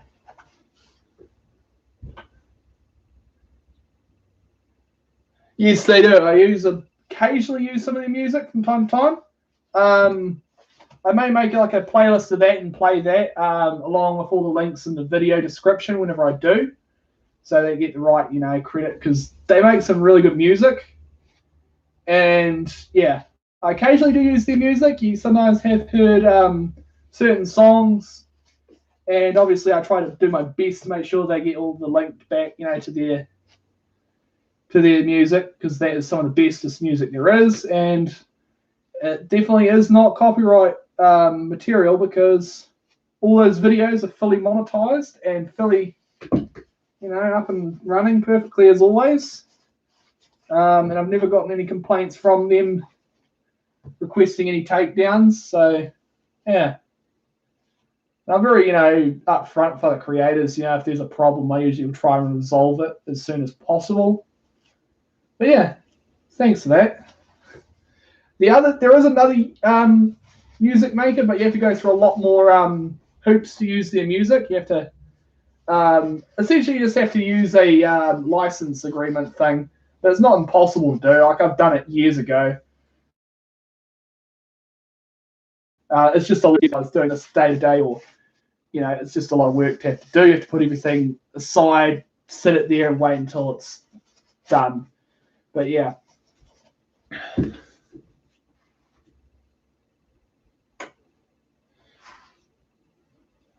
Yeah. Yeah, I will look into it. But the only problem, I tried, obviously when I was playing Minecraft last time, I did get a claim on a video when playing Minecraft from their music. I didn't think about that actually until then. That their music obviously is copyrighted, as some of it must be, or all of it. I'm not too sure. It would be nice if they had a streaming mode, so that when you were playing the game, any copyrighted music is turned off, but they have like a copyright-free music playing or something like that. That's something that Mojang could look into in the future as well for streamers, because that's one of their biggest areas of free advertising, because all the people that run Minecraft and all that and play it, it gives them free advertising for all their community. And the Minecraft community, obviously, it's quite a nice community. I haven't had too many problems with people in it. Yeah, quite a good community. A lot of helpful information on various things. From how to build something, or hey, I've got a problem with this, how do I fix it? There's various Minecraft mechanics and all that. Because we all love toe beans. Yes, we do. They're adorable.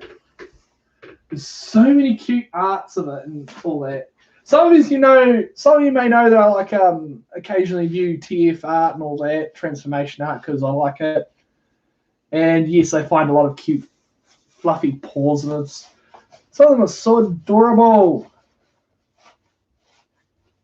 So yeah, that's something. Yeah, that is looking fabulous. Oh yeah, that's perfect. That's perfect. Get a little pack down. Get it right in there so it's nice and comfy. There we go. And this stuff is really fluffy. It's really fine, so it comes out really fluffed. I remember seeing these furry t-shirts, and they had the words "get fluffed" on them, and they were so cool looking. I'm gonna have to look at finding them again. I can't remember where they were for sale, or if they were sold on eBay or on some furry website. Maybe they were sold on the Dealer's Den website. They do sell stuff there. Yeah. That's a good place to look for furry stuff. Is the Dealer's Den they actually have a website, and pretty good place to get fursuits.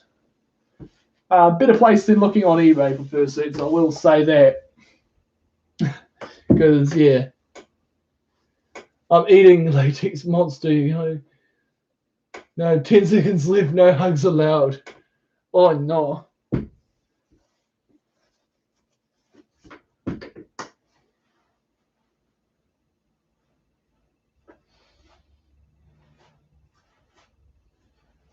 And grabbing all the fluffy material, because that stuff is what I want.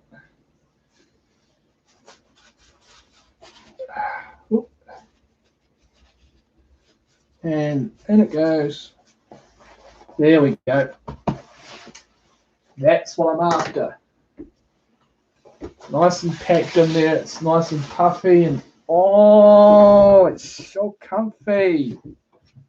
Pack the last of this in there, because that's already out. Might as well put it in there. Okay, there we go.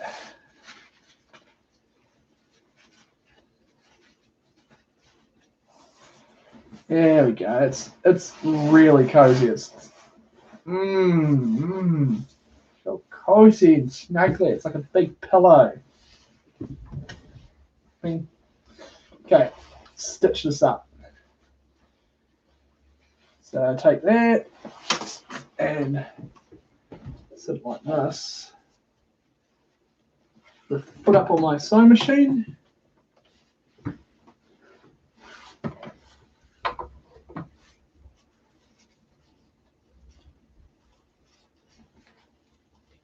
And just put that like that.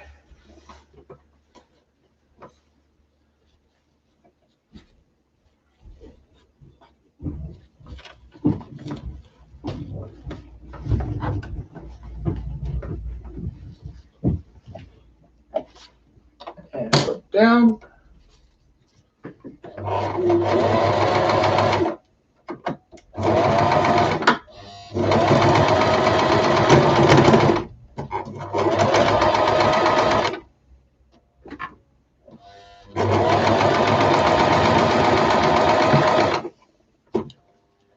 I'm not running into anything too much.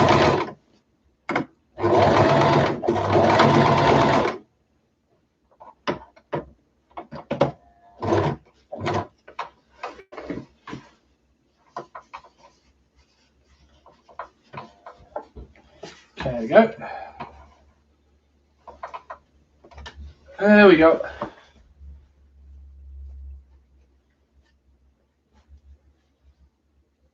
There we go. That's pretty good, actually. Whoops. I may have actually done a bit of a muck up there or something. I'm going to have to unstitch there. I kind of... Whoops. Oh, well. Things happen. Kind of just made a bit of a fluff up. But no biggie. You can just cut the stitching and retry that. Yeah. No boobs. Adorable. Oh, golly gosh. I made a bit of a muck up here. Let's see where I can try and fix this. I'm going to try and gently pull that loose.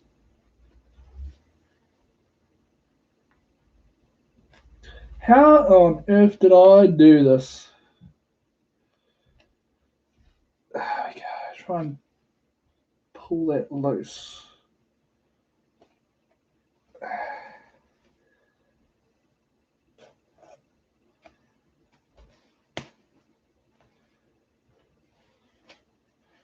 It is annoying when something like this happens, but it happens. Things happen.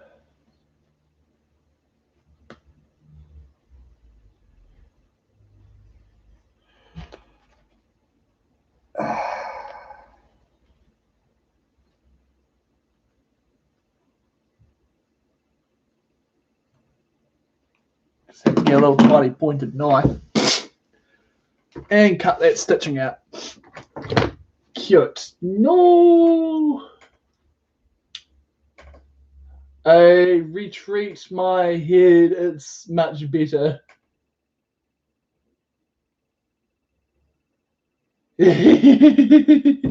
Boop, sure, snort. And now you're adorable, Fluffs.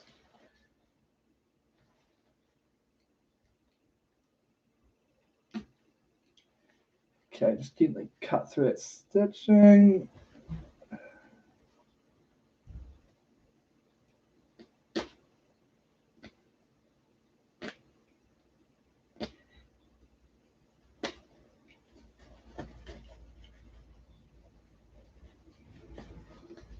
I'm getting there, slowly but surely. Where I made a mistake, I learned from it. We all make mistakes. Matter of learning from them what we can do better next time, such as making sure things aren't in the way when you're sewing. So just taking my little crafting knife here and just gently splaying the two bits of material apart and gently running the blade in between them, just gently, not applying any force or any amount of excess energy into this. Just splaying it apart where I see the threads that we're stitching. I just gently pick at them with the knife. And yeah, it's a little bit tricky, but it's not impossible.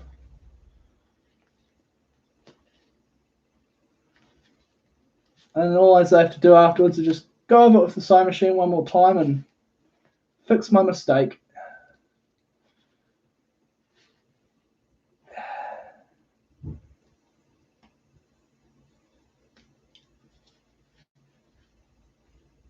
There we go. I see where it's catching. Come on.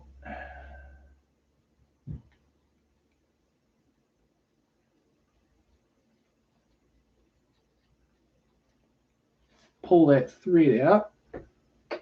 Oh, where's my tweed? Of course I have to fall when I go to grab something else. Oh, I can't find my tweezers. But yeah. Hugh Volkers, yes, I am adorable. How's everyone? I'm doing good. Aww. Thank you.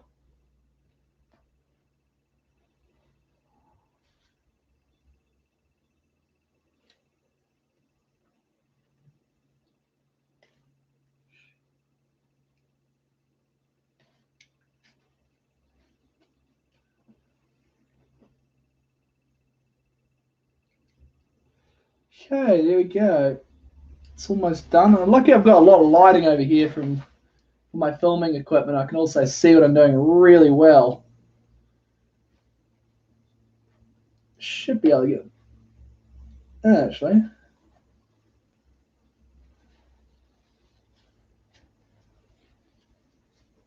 There we go. I can see where I'm looking at now. And there we go. Pop that thread. From that angle, it's a lot more easier.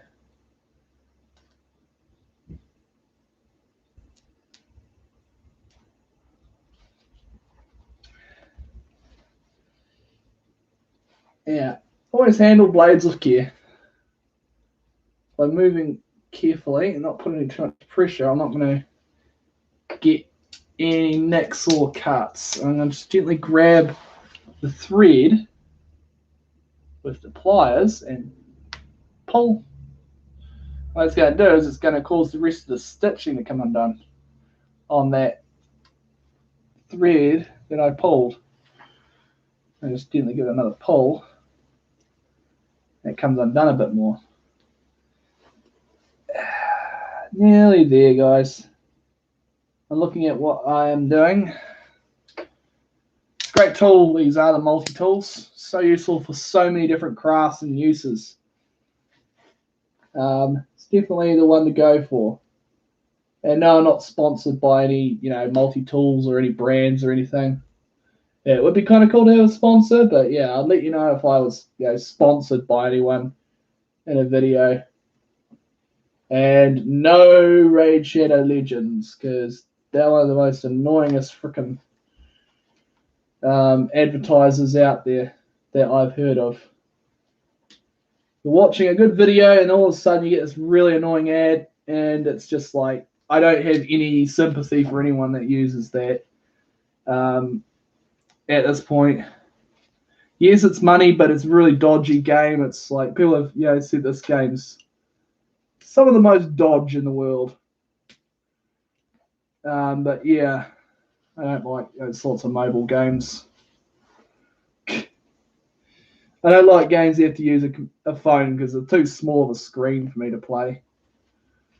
But yeah, it's almost out. I've only got a little bit more just to undo there. And there we go, got that little bit.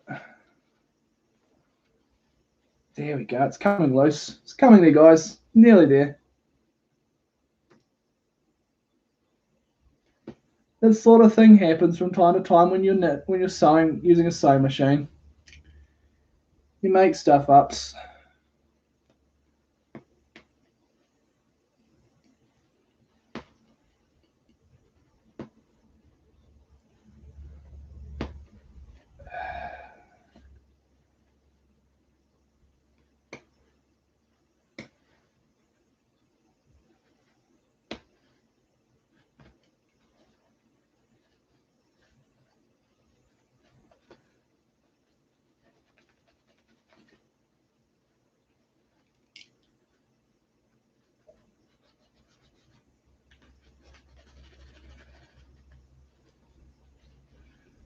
Nearly there.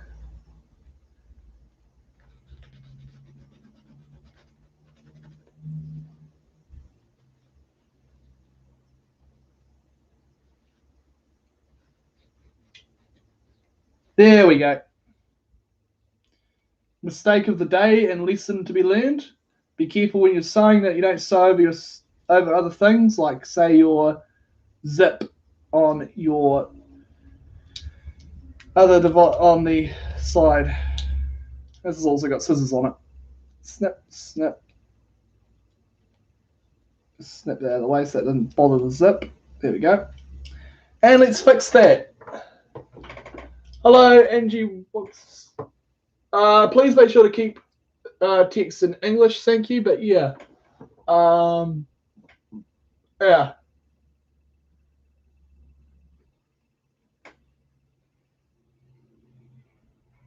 Aw, cute. Love you all, you adorable fluffs. Okay.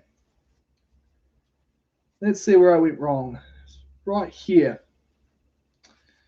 Okay, let's re-sew that. This time keeping the zip facing towards me so I can see it where it is. And just go over where I went before.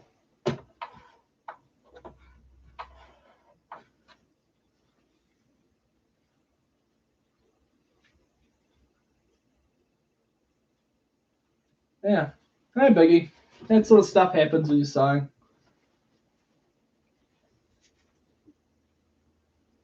Now just cut that bunch of threads off that are in the way. There we go. One extra thing I could do is singe the end of the fabric so they don't fray. You singe the ends of the fabric because they're made out of the same material, it melts them together. So you just do this really quickly. Like that. And what that does is it melts all the ends together. Kind of like when you get a rope that's fraying, some ropes you'll see they'll melt the ends together so that it doesn't fray and become a big mess at the end of the rope. It's the same thing with fabric. Hello there. It's good to see you again. Hello, Pro Woo. That's an interesting name. Okay. Put that in the sewing machine. And I want to sort of kind of just go over where I went before. Yeah. There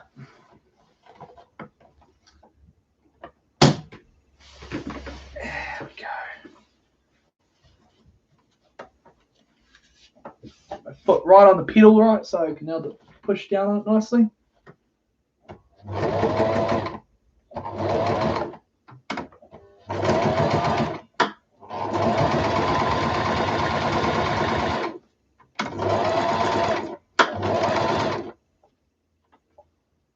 There we go, fixed. That's that nice and looking. That's good. It's right where it kind of broke off.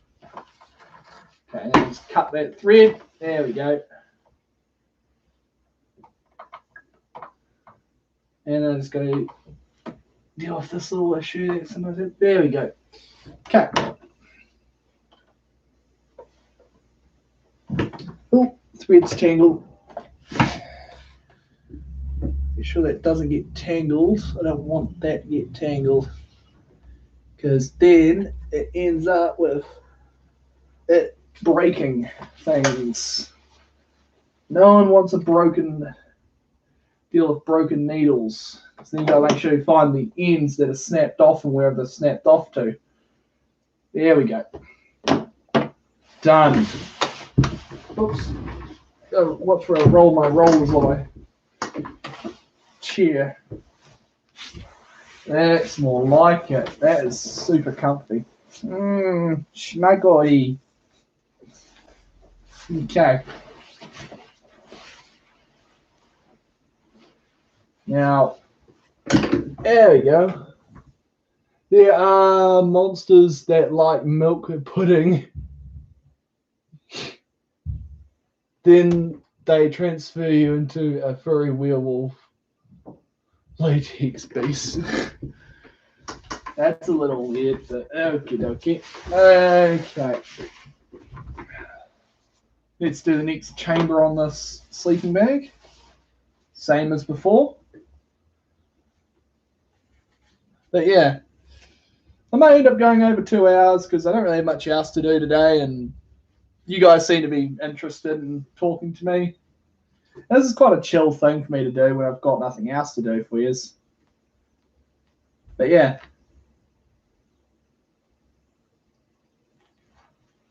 Okay.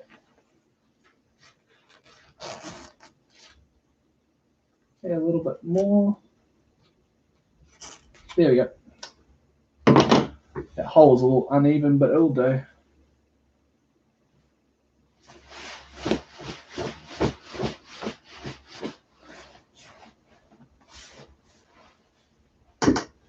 That's going to find, there it is. Bring this up and just start grabbing the fluffy material and fluffing it out.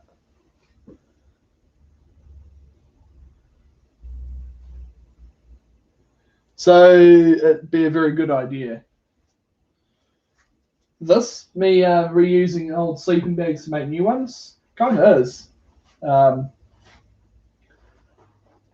It's just one way of saving money because I don't want to, constantly be spending money on things.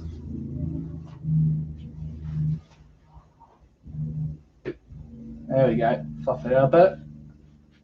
That's really comfy.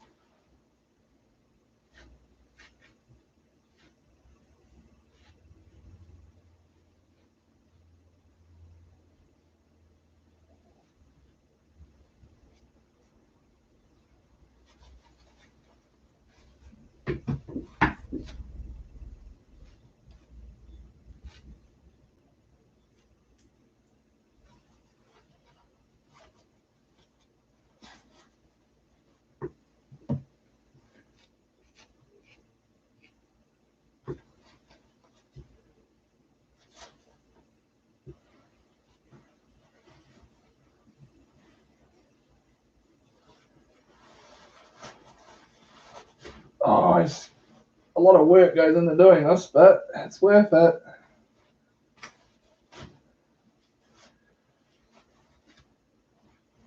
That's a lot of fluffy stuff. Anyways, was thinking about some 2020 edition of this idea. Yeah, getting away from the internet. It was made in 2017.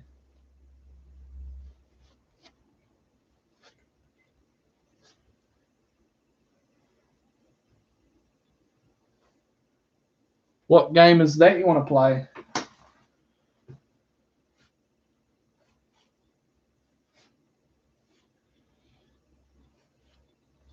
There we go. Nice and fluffed up fabric.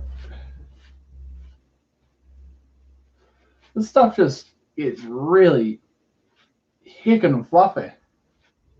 Once you got a good little... There we go.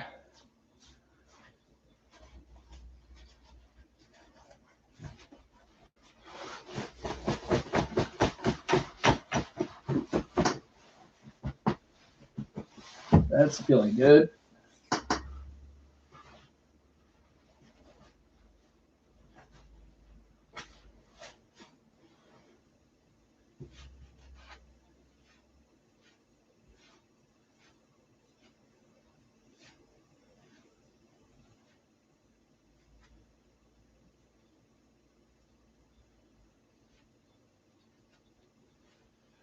There we go. Hope you're enjoying this, guys. It's nice to see this. No latex needed. It's a virus. Everyone is scared. Stuff for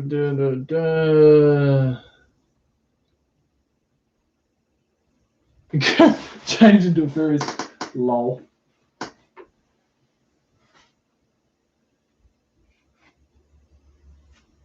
That would be something.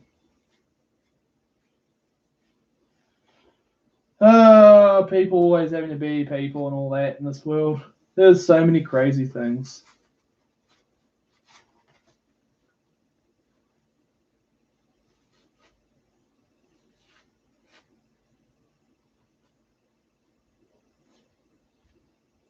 You get so many crazy people on the internet these days, it's hilarious.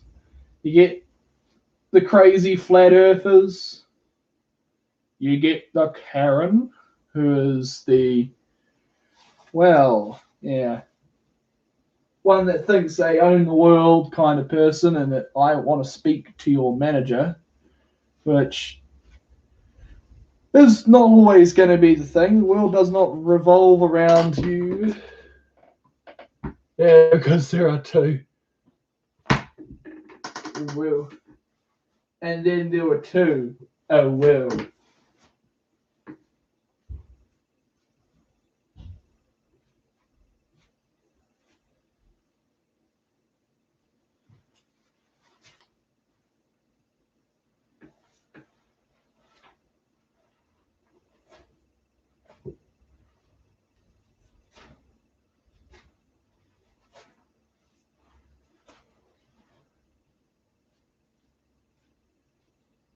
There we go. Come on, where's the rest of that stuff?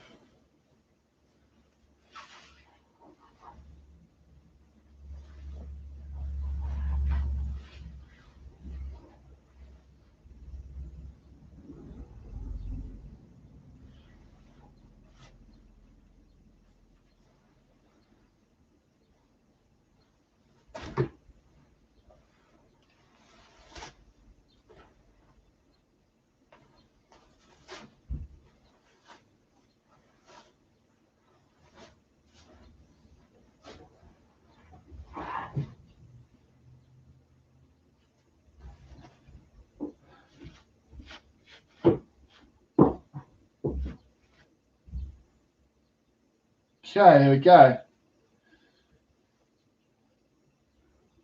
I hate Karens. Worst part is I live with one that tries and fails to convert me. Oh, I'm sure. They don't like being recorded, and they don't like being exposed. Because there ain't no wrath of a Karen being exposed. But boys are fun getting the popcorn and just sitting there watching them do their thing.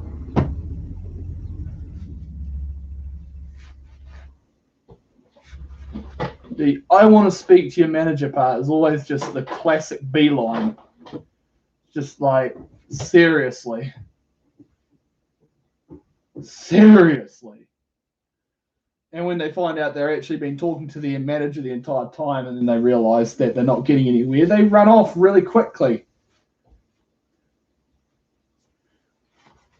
Knowing that they're not going to get their way. They're not going to get a refund for something that wasn't even purchased at that store. That's happened a few times I've actually seen. It's like, you got to go to the store where you purchased the item from.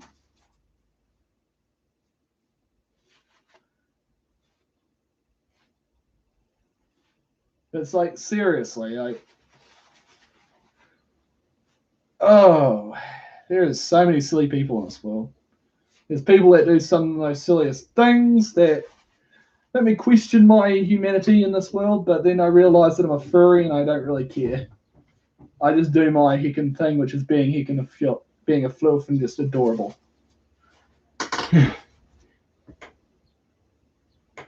Red Spy is in the base. Lol. There's a spy in this boot. That furry is a spy.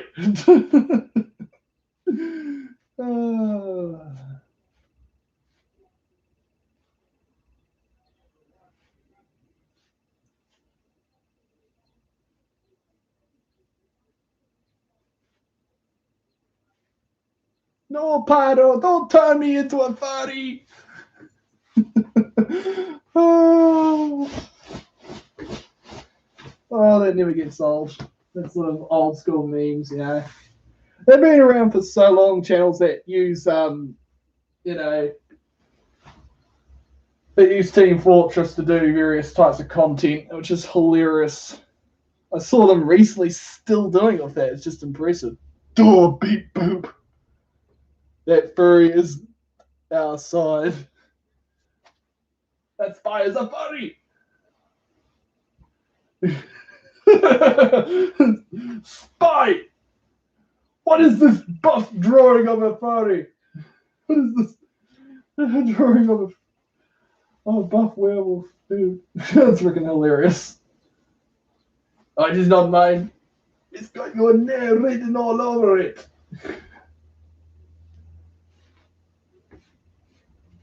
Oh, that never gets old.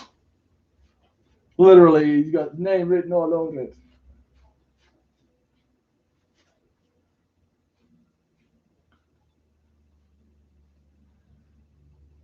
I'm still here, yay. I'm still here too. I'm watching the stream. I can see you guys. I'm just got my eyes concentrated on what I'm doing down here. And making everything heckin' fluff and adorable. You are all heckin' fluff and adorable furs who make my day that much more better when I wake up, when I see us all. I should really have a go at making a fursuit tail. If I had some fur, that was, I would make one. So maybe if I find some fur, I will try and make one, because I can just buy a heap of stuff and make a tail, fill it with fluff, and yeah. It'd probably be a small one to begin off with, so I get, used to the idea of making them. Yeah. That'll be something to try. I've got a rough idea on how to make one, but I've also, can always look up dozens of different fursuit makers, videos on how they make fursuits. And one thing I will look at is how they, there's a few. One of them is Sparky, who's a very, very talented fursuit maker. Although she hasn't been making many videos lately, so that's sad. Unfortunately, she isn't going to be at the FurCon this year that I'm going to. I was hoping that she was, but apparently not. which is sad because she makes some of the most bestest fursuits, and it's one of the most heckin' adorablest fursuits I've ever seen. It's one of the adorablest fursuits out there, I know. But yeah.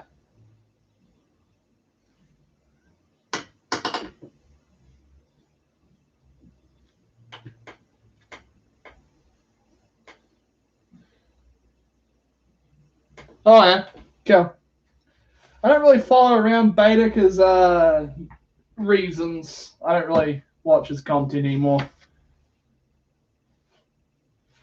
It's been mainly just reposts from Twitch, which is kind of like, why? You got a YouTube channel you can live stream on. And yeah. It's like, seriously. YouTube has a streaming feature and it just re-uploads the streams. It's just like, what's the point of this? I don't use Twitch because it's really, really just, it's utterly garbage for what I've found out, and the ads on the website are that bad that it's gotten to the point where people have actually left the platform altogether, most of the creators that I've followed that I was thinking of going there for, and it's just like, there's no point. Most of the people that I've met who have used it said it's just terrible. The copyright issues they have is just, you know, with YouTube, it's a lot more better. It's just like, oh, your video had this copyright music. We'll just take the monetization from it. With them, it's, you know, the video gets taken down and you get your channel deleted on Twitch. It's just like, what's the point of it? And then they had a problem when they actually did have, how YouTube has copyright-free music that you can use from the audio library. They apparently had that, but guess what? They didn't sign the paperwork for that copyrighted music properly, and it ended up with people getting their channels claimed for music they said was copyright free. So, in other terms, they stuffed up with that, and it's just not that good for copyright. You know, dealing with, you know, that kind of content channel platform, and it's just, yeah, it's just very badly designed. And then, if it isn't that, that's, I don't hate, you know, Beta personally. I don't have a personal grudge against them, but if you're posting stuff on Reddit, you shouldn't be using a bot to post it automatically for you. You should post it yourself and actually respond to comments. That's how you do it. But no, he just uses a bot to actually post them automatically. It's automated. Ridiculous. You don't do that to your audience. You actually post things yourself and actually reply to comments when you can. Yes, it's a big channel, but still, you reply to when someone sends you a message, whenever you get the chance to. Okay. Yeah, and also I find it really weird that no big content creators don't, you know, support smaller channels. I occasionally will shout out channels, as you regularly know, to give them a good head start, to help them out. And all these, you know, content creators, they're on, you know, and I'm just saying to them, like, whenever I get the chance to, you should check out these newer furry platforms that are more made for the fandom these days instead of the Twitter and all that, because it's just absolute garbage at this point. There's just people accusing people of rubbish and news corporations pumping out the news and all that. I don't really care for watching the news half the time. It's like, yeah, that's what's going on in the world. Okay. I can get it from various other sources and all that. I'm not really a, you know, nut job conspiracy person. I just don't like watching the news because it's just ridiculous. It's always some nonsense, really, half the time, that I don't want to watch. I don't want to. So, yeah.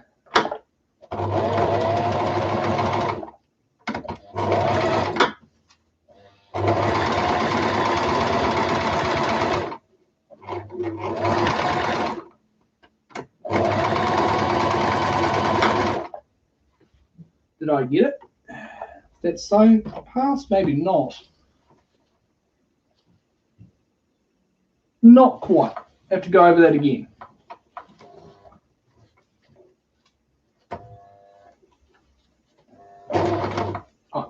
dirt and put the sewing machines.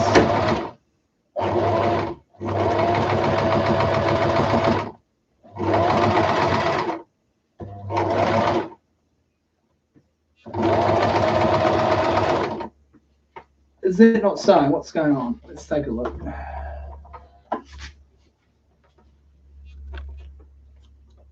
Oh no, it is. That's good. Cool.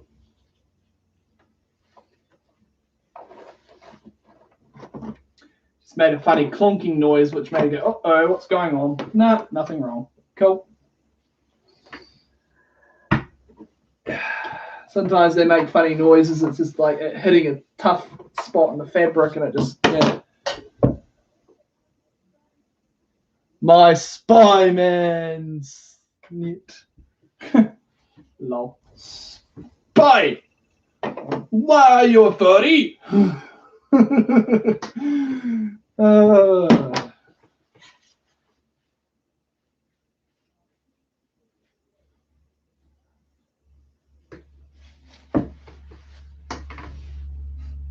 Lol.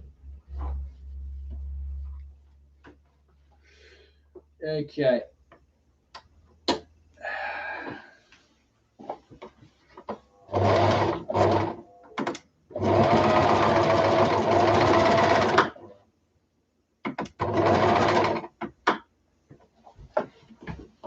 There we go. Chop. It should do the trick. Cool. A little bit of thread caught up everywhere. There we go.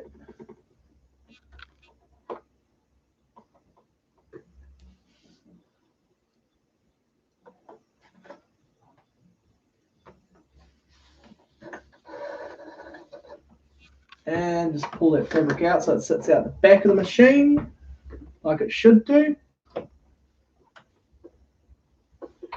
There we go. That's that one done. You can see where it's like much more.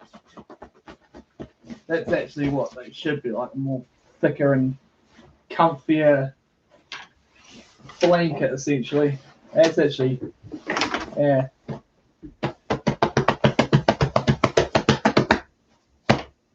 Yep. That's what they look supposed to be like, nice and puffy and thick, cozy. It's like a giant blanket, much thicker and much more better because I can just wrap this around myself, zip it up, and it's just a giant cocoon where I can sleep inside of it. Cozy. That just makes me feel cozy and sleepy already. Okay. And we'll get to that chamber next.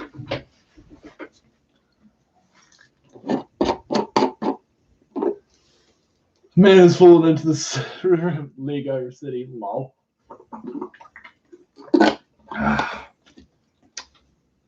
Big 2-liter container of water. That's how you keep it. That's how I stay hydrated all day. So I literally carry around a 2-liter of water with me, so I don't get dehydrated. There we go. So this is the one I want to puff up.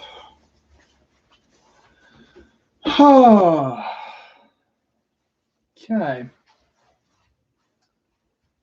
Cut a incision right here.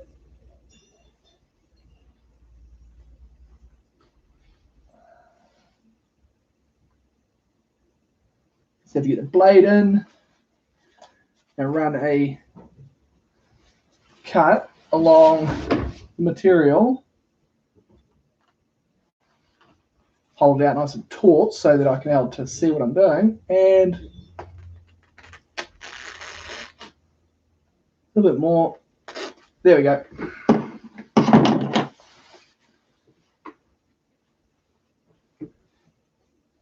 reason I put it so far out like that is so that I've got plenty of working room with all the fabric, so that I'm able to continue using it without having to get it in the way.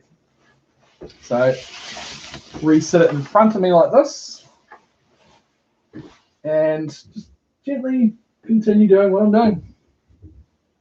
Volt did. Luscious knob. You're adorable. You're all adorable fluffs in your own special way. Some of you just don't know it yet. Because there ain't no adorable furry like an adorable furry who can try and deny how cute he is and fails to deny how cute he is because he gets all blushy and adorable. And I know you get all blushy and adorable because it must be so exciting to be able to be all cute and fuzzy, fluffy and fuzzy.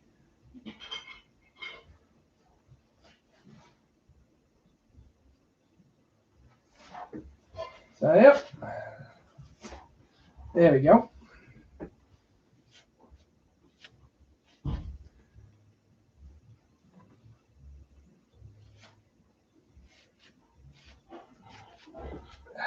Go. Oh, okay, where's that? I've got to find where I have the opening so I can actually. There we go. Maybe around here somewhere. Great. I misplaced where I'm actually doing. I have to find. There it is. Found it.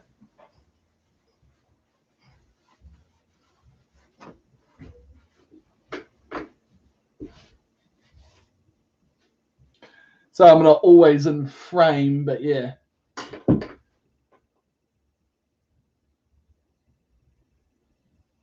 Ian's boops. Yeah. Yeah. You're all adorable and deserve all big snuggles. There we go. I'll be doing more interesting things in the next few videos. But yeah, I'm going to plan on when I do my next furry memes video, I'm going to be using my own voice to make, because I don't have a text to speech, so I'm going to be using my voice. It will take me a while to make this video, however, because obviously editing the audio clip so that it's, you know, where it should be. Yeah. But, you know, that's things. Hopefully it should be something a little bit more like some of the other channels produce, but instead with my own voice, instead of a text to speech, because they use a very electronic voice, you know, text to speech. And I want to make, you know, that way a little bit more unique by actually putting my own voice in. I will be doing more meme reviews as well, because those are always nice to see.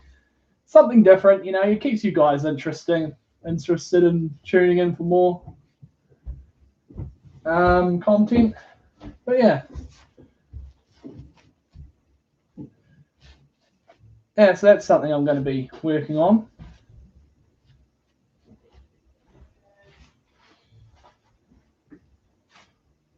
Yeah. So, yeah. Also, I don't know the dude. What?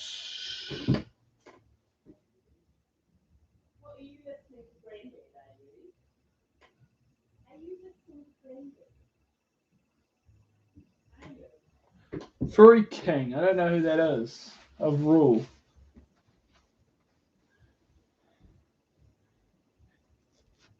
K Rule. No idea.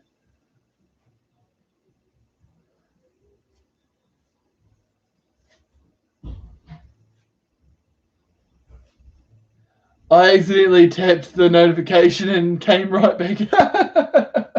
Yeah, I've had that happen when I'm watching other live streams, where I've gone to go, oh, who's that? Oh, whoops.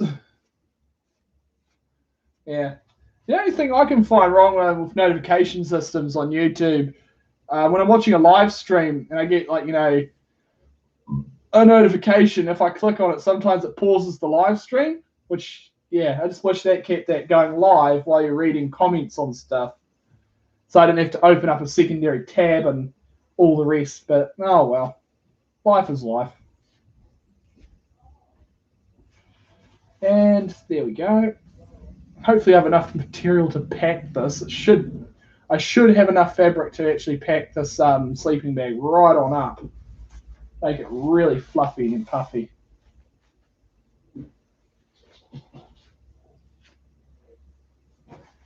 There we go. And get that all nice and packed in there. It's getting up nice and good.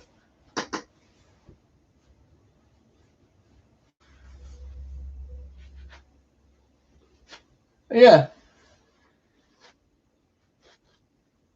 Scorpion still be cute, yes. He is adorable.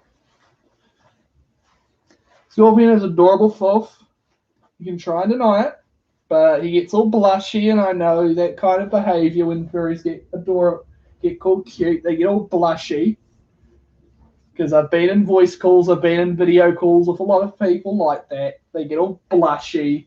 They try to deny it. They go, oh, stop, I'm getting all blushy. It's so cute. They try to deny what they are, but they can't lie when they're glowing with cuteness. To the point they've made themselves get all blushy and just can't stop denying it.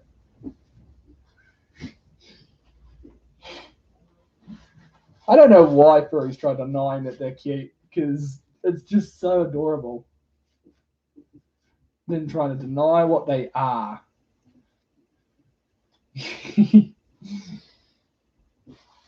And stop! Yes, no. And someone with an Arabic name says, ah! Is that Arabic let me think. I believe that's Hindu. I'm terrible at remembering exact. But yeah. I know it's rubbish. Sorry, you can hear people in the hallway talking. I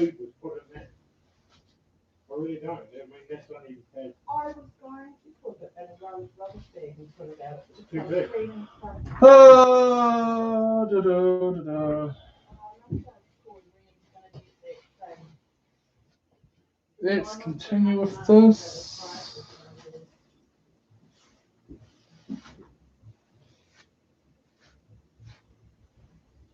There we go. Sorry about people being in the hallway making tons of noise and arguing about garbage. Literally. Garbage. All the things to argue about. The trash monsters.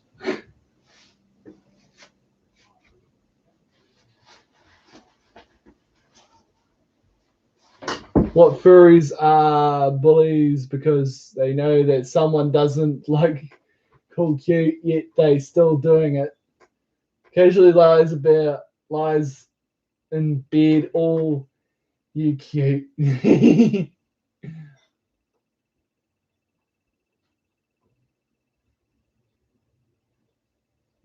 Asking philological questions about the fandom. Yeah. There are a lot of people in this fandom that are heckin' cute, and they just try denying it because they think that they aren't. But we all know that they are cute.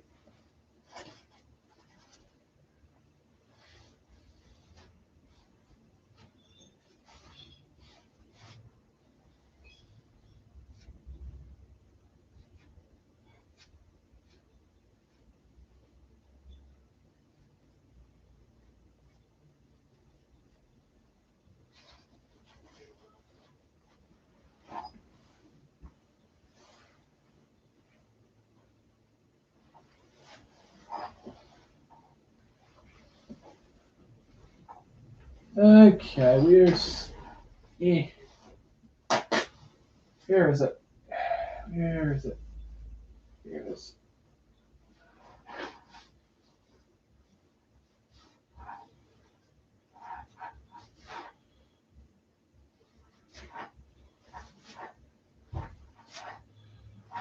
There we go.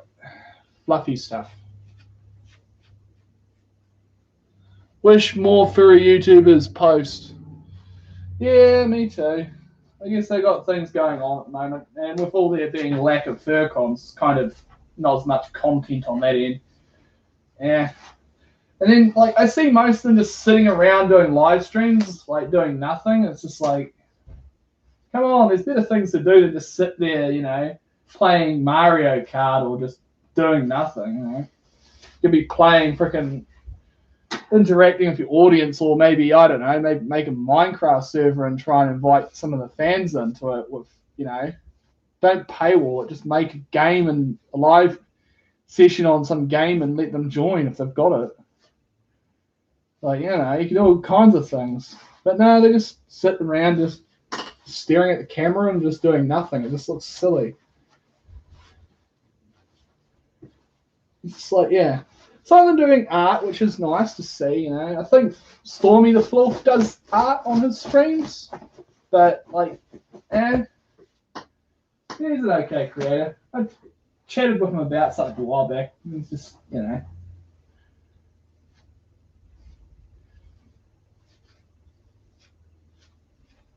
Stormy, who's another good creator that's posting regularly or posts sometimes? Feral Tigress, she's a great creator. There's a lot of other creators that just do kind of like vlogging videos. And then there's creators that are just like, I don't know. Then there's Donut, who's a small furry YouTuber. Who does really positive videos, and they're just adorable. They're very, you know, just relaxing videos, and I love seeing those kinds of videos. It's, you know, it helps people feel better and brightens up their day when they're feeling a little bit down. Sometimes I get a little down, and when I watch one of his videos, it really does brighten up my day. Yeah.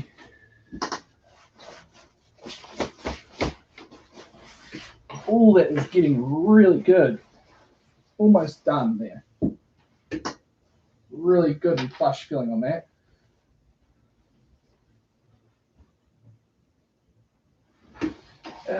You can fluff adorable fluffs out there in this community that make the fandom what it is.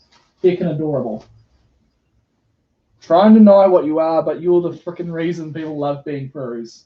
Cute and adorable. Makes people love and feel welcoming into this fandom. But yeah.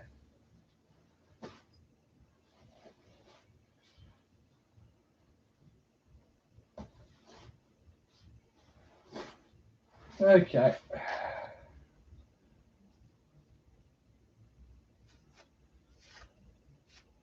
Yeah, one thing I find a little bit weird about, you know, other furries, it's like if you've got a furry YouTube channel, you're going to have your persona on your actual channel to actually, you know, represent what you are. And it's just like when someone like, you know, puts their like actual, you know, standard face, their mug, you know, I don't mind people like, you know, when they're making videos, you know, they're showing their human face and all that. It's like when, like you know, you start your channel off with your persona picture, and then you just like remove it one day for no apparent reason given. It's just like, what the hell? And you don't even, you know, first say, is this person even furry anymore kind of thing? It goes through your mind. Does this person leave the fandom and they just haven't admitted it, or what? It's kind of silly. Makes people think that you've left the fandom. That's happened to a creator that I've seen. I'm not going to say names, but yeah, just silly as can be. Should move the camera a little bit this way so you guys can see. There we go. 10% of me is posting, being Polish, being cute, and 30% poro. More coffee. Drink more coffee. Not really a coffee person, but I like the smell of it more than anything. Don't know why. Just smell like coffee beans. Smells nice.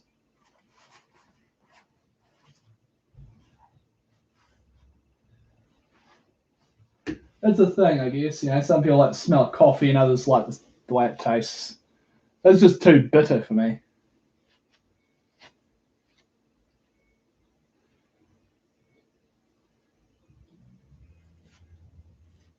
gives Blaster coffee and cookies and hugs everyone out. Aww. Cute. He snuggles your cuff. You're adorable. Big fluff is just adorable. I'm guessing by the look of your profile picture, you're a big belly boy. Adorable. Big cute belly. If you look snuggly. More to hug. That seems to be about that one almost. Just a little bit at the end, just to pack in there to make it nice and plush. Okay. There we go.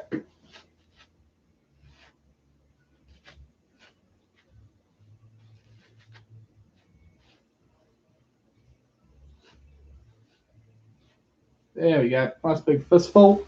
Should do the trick.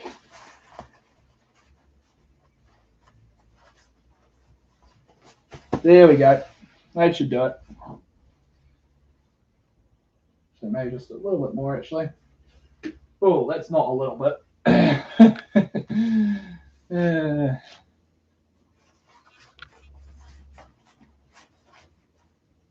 Just want to get it so it's nicer when it, because when they pack down a bit, just after a while it just packs down a little bit. There we go. Coffee. Coffee and cookies. Adorable fluff. Nom nom nom nom. Cute.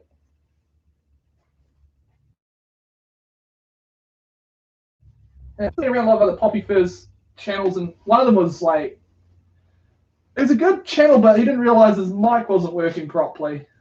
Like the entire time I was saying, your mic ain't working that good. It was like, what was happening is you could hear him talking sometimes, and then he would just go super quiet.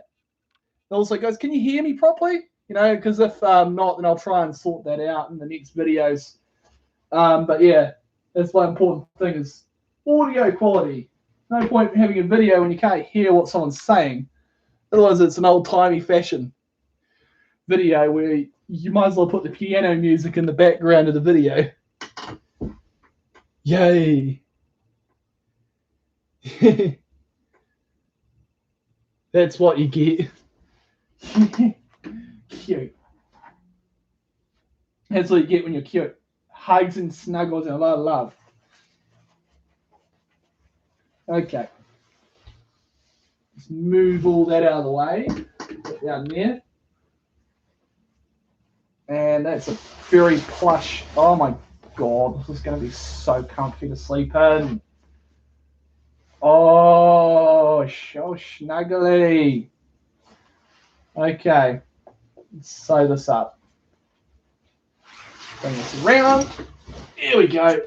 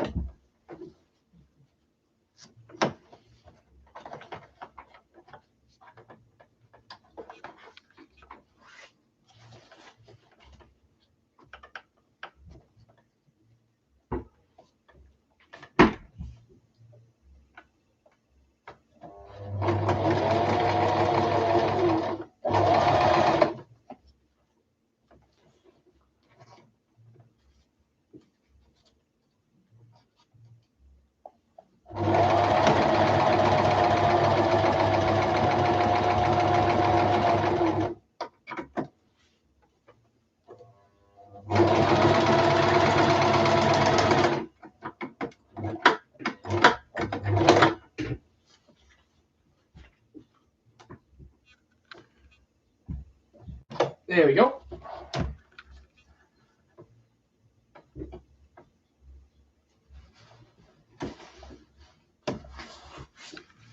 Just going to get the, oh, I have to bring that down. Just want to make sure that's working properly.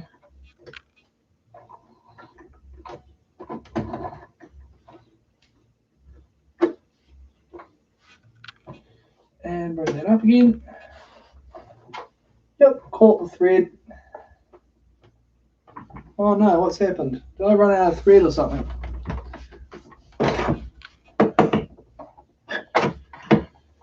Let's take a look. How do I open this again? Oh, there we go. Just take a look at the bobbin, make sure I've got enough thread on it. Because I have been working with it, taking for a while without refilling it.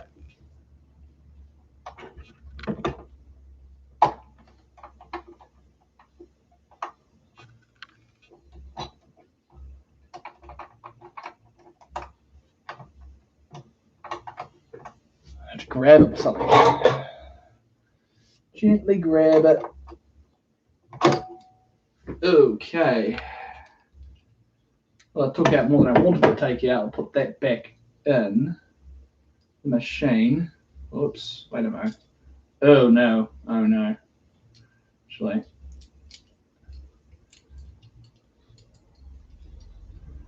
so I made a bit of a fluff up here again. There we go.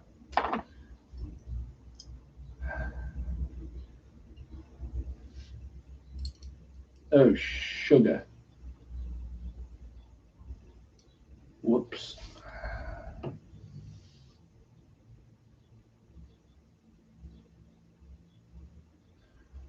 Okay, I think it goes back in this way. Yep.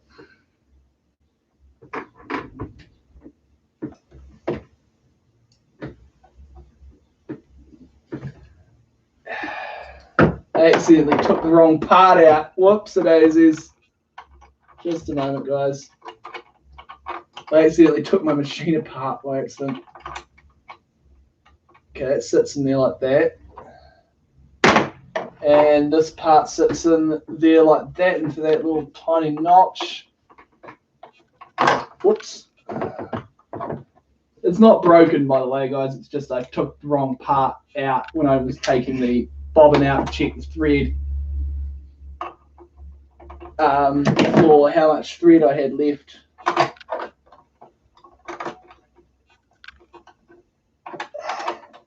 There we go.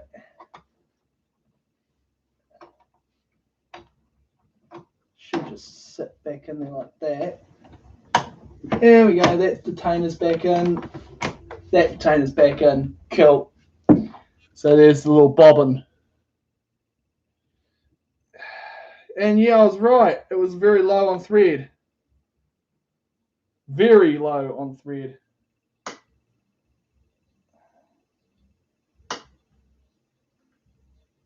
Let's see how I get that out without damaging the machine,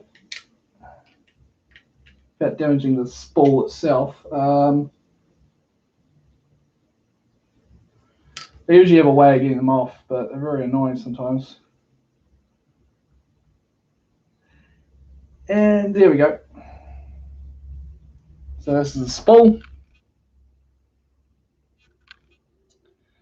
So I'm going to have to re-thread this because the thread's all tangled on it.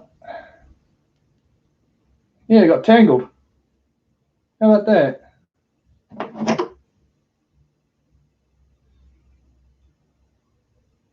Of course, this would happen during a live stream. It's just like, let's just play out right on the middle of a live stream. Oh well. Try and untangle this. I'll just have to get the thread out. Use a knife just to cut that knot. I have not threaded a bobbin before, so I mean spooled a bobbin before, so it's going to take me a while to learn. But I'm sure you guys will bear with me for that.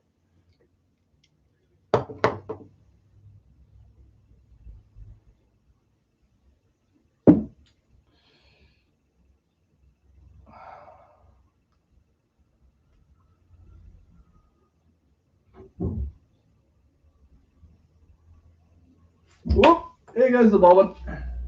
Landed on my foot. Okay, clean bobbin, if I remember right. One of these things up the top here, you put it on. You then can spool it.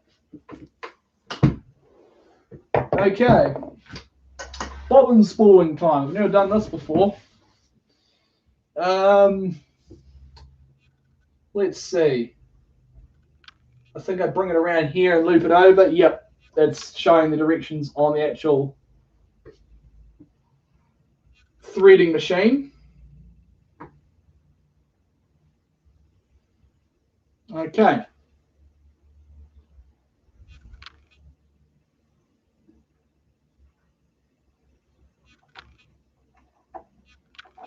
I'll wind it around that bobbin a few times backwards, and I'm going to tie it in place. Okay. This thread is actually quite tough. If you double it up enough times, you can fish with it. Here's this fishing line. It's essentially what originally fishing line was like. It was made out of very thick strands of fibers. Got to have some tension when I'm tying a knot. There we go. And do another knot, hold it nice and tight in there. And then I'm going to cut off the excess so that it doesn't snag and break anything inside the machine. There we go. Just take those scissors. There we go. If I remember right, now I've got to actually, how do I engage that again? There's a little switch somewhere that I have to engage to spin the bobbin.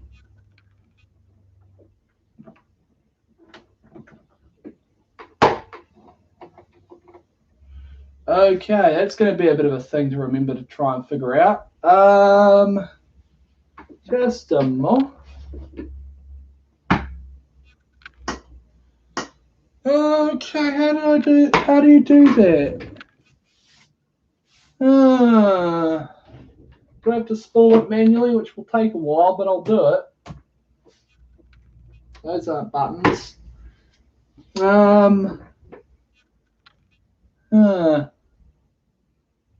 That's the width of the spread. That's the. I don't want to touch that. It's not what I'm looking for. That's annoying.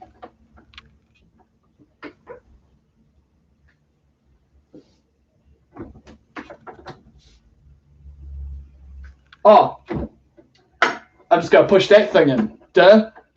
There we go. I think I found it.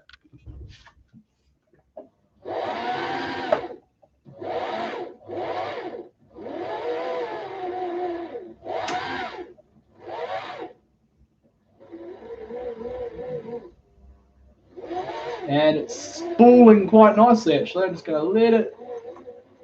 Don't want to go too fast, otherwise it'll snag and damage it. Evenly going up and down.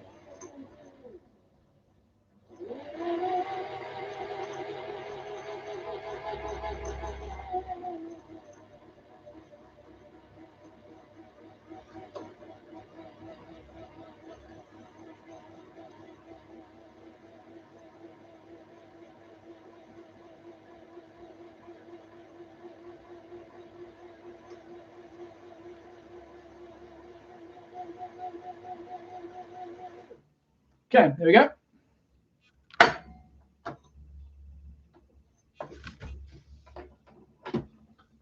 And there's one spooled bobbin. How you guys doing? Best about being chunky big belly is you lay on your head on your big pillow, big poof, big fluffy thing. Okay, there we go.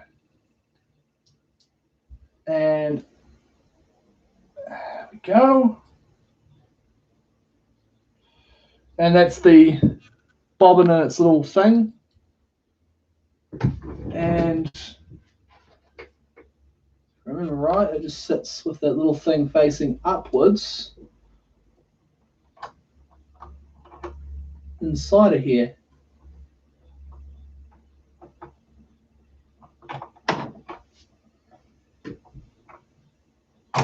There we go. Oh, is that in there right? I'm Hoping that is. Oh no, it's facing around the wrong way.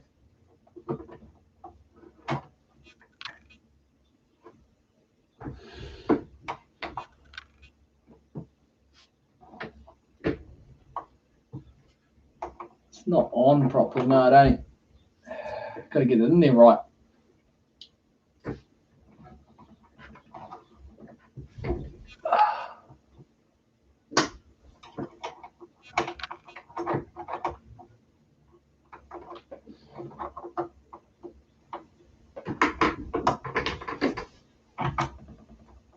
There we go. That's something right now. Yep.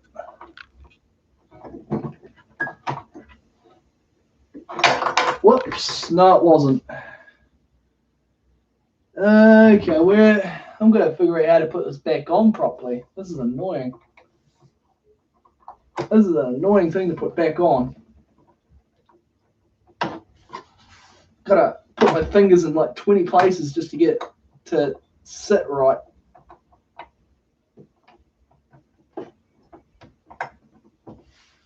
I'm hoping it's sitting right now. Okay, let's rethread the machine. And it goes over, down, up, around. No, I didn't get it.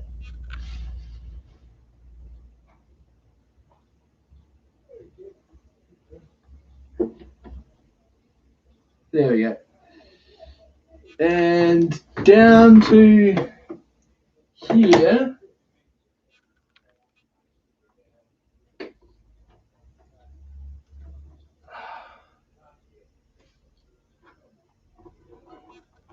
There's a little wee hook I've got to get it into before I have to thread it, because the threading is really a hard thing to do, but that's part of the process, I guess, of using a sewing machine, is learning to thread it properly.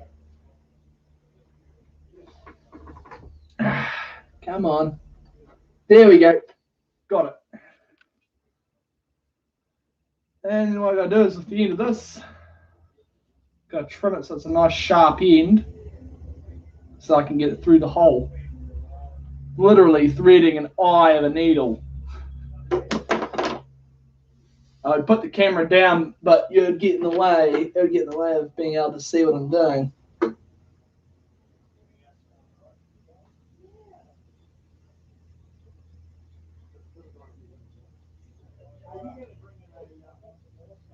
There we go. I literally threaded an eye of a needle. Okay.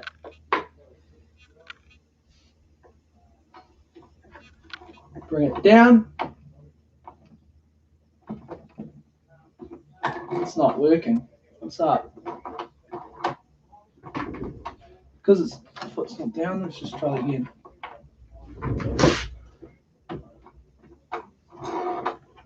What's up? Okay, I might have to get someone to take a look at that. Jesus creepers. I have to get my hands and knees because there's no other way of looking into the machine properly. Okay, what am I doing wrong?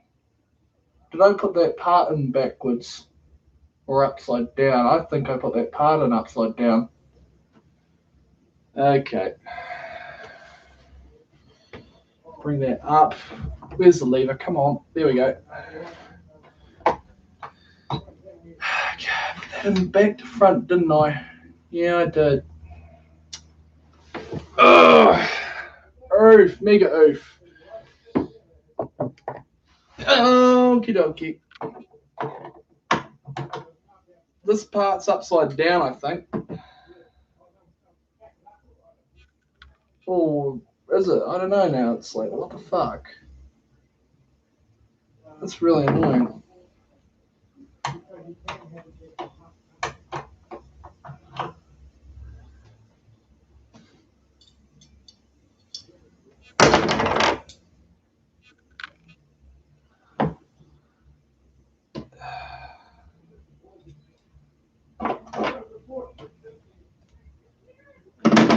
I'm going to probably get someone else that I know who has a sewing machine, has some familiarity with these things to work properly, to help me, because I'm trying to figure out why this isn't cycling. It's just jamming on the needle. I don't want to, force anything, because otherwise I'll break a needle in there. They're not cheap, but they're not expensive. It's just getting them's annoying. Because you've got to go to the store and buy a new one. And importing them's a pain in the rear end because they're not cheap. And it takes a long time to get them to show up at the store.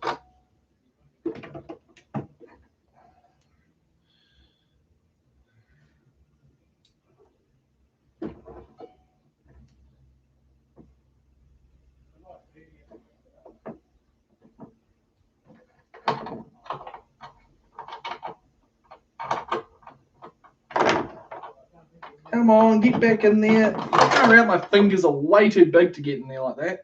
Got to use pliers to hold on to everything.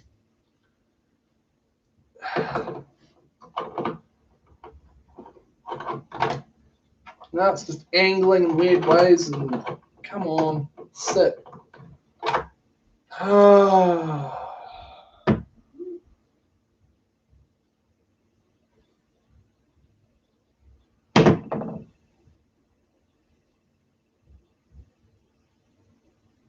Is the spool supposed to sit like that though? It seems to be locked in that position. Hopefully that's the right way where it sits.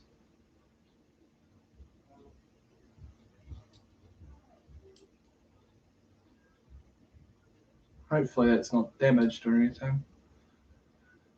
Hopefully I've got the spool the right way, got everything the right way. Just why do I do that to begin with? Why do I not? I always have to rush myself with that sort of thing.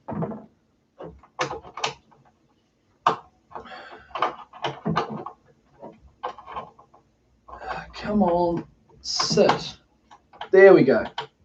It's sitting in there. It sits in there. It's just a matter of getting the other part in now. Come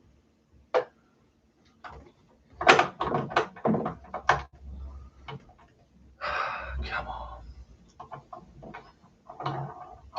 God damn it. Get in there.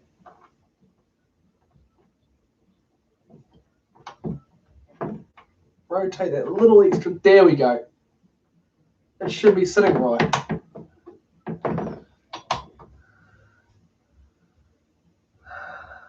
God damn it. Let's see if that'll work now. Rotate it manually. Yep. It's going up its full stroke. Wait, why isn't it doing that? There we go. It's doing it again. Why is it jamming? Jesus Christ, why is it jamming?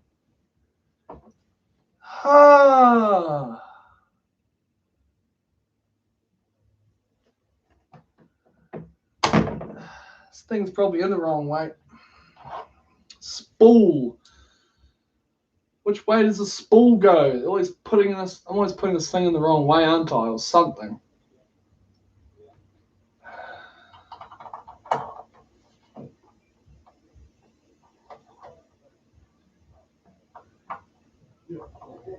Is it supposed to sit like?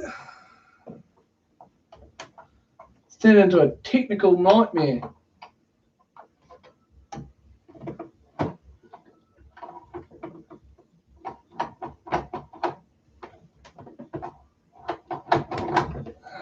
I'm gonna have to get my friend around. I have to get someone around to actually do this because I can't figure out what's going on here. So I'm going to end the stream now because I can't figure out what I've done wrong. When I pulled the spool out, I'm putting something in the wrong way, and it's just like, just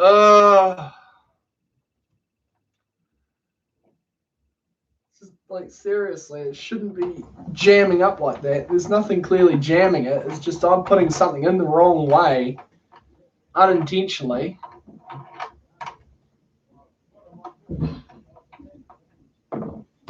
So yeah, I'm going to end the stream now, guys, because I can't figure out what's going on. I'm going to get this fixed. So yeah. Yeah. I hope you had a great day, guys. I hope it would have gone a little bit better, but yeah, I'm going to try and fix this off a camera.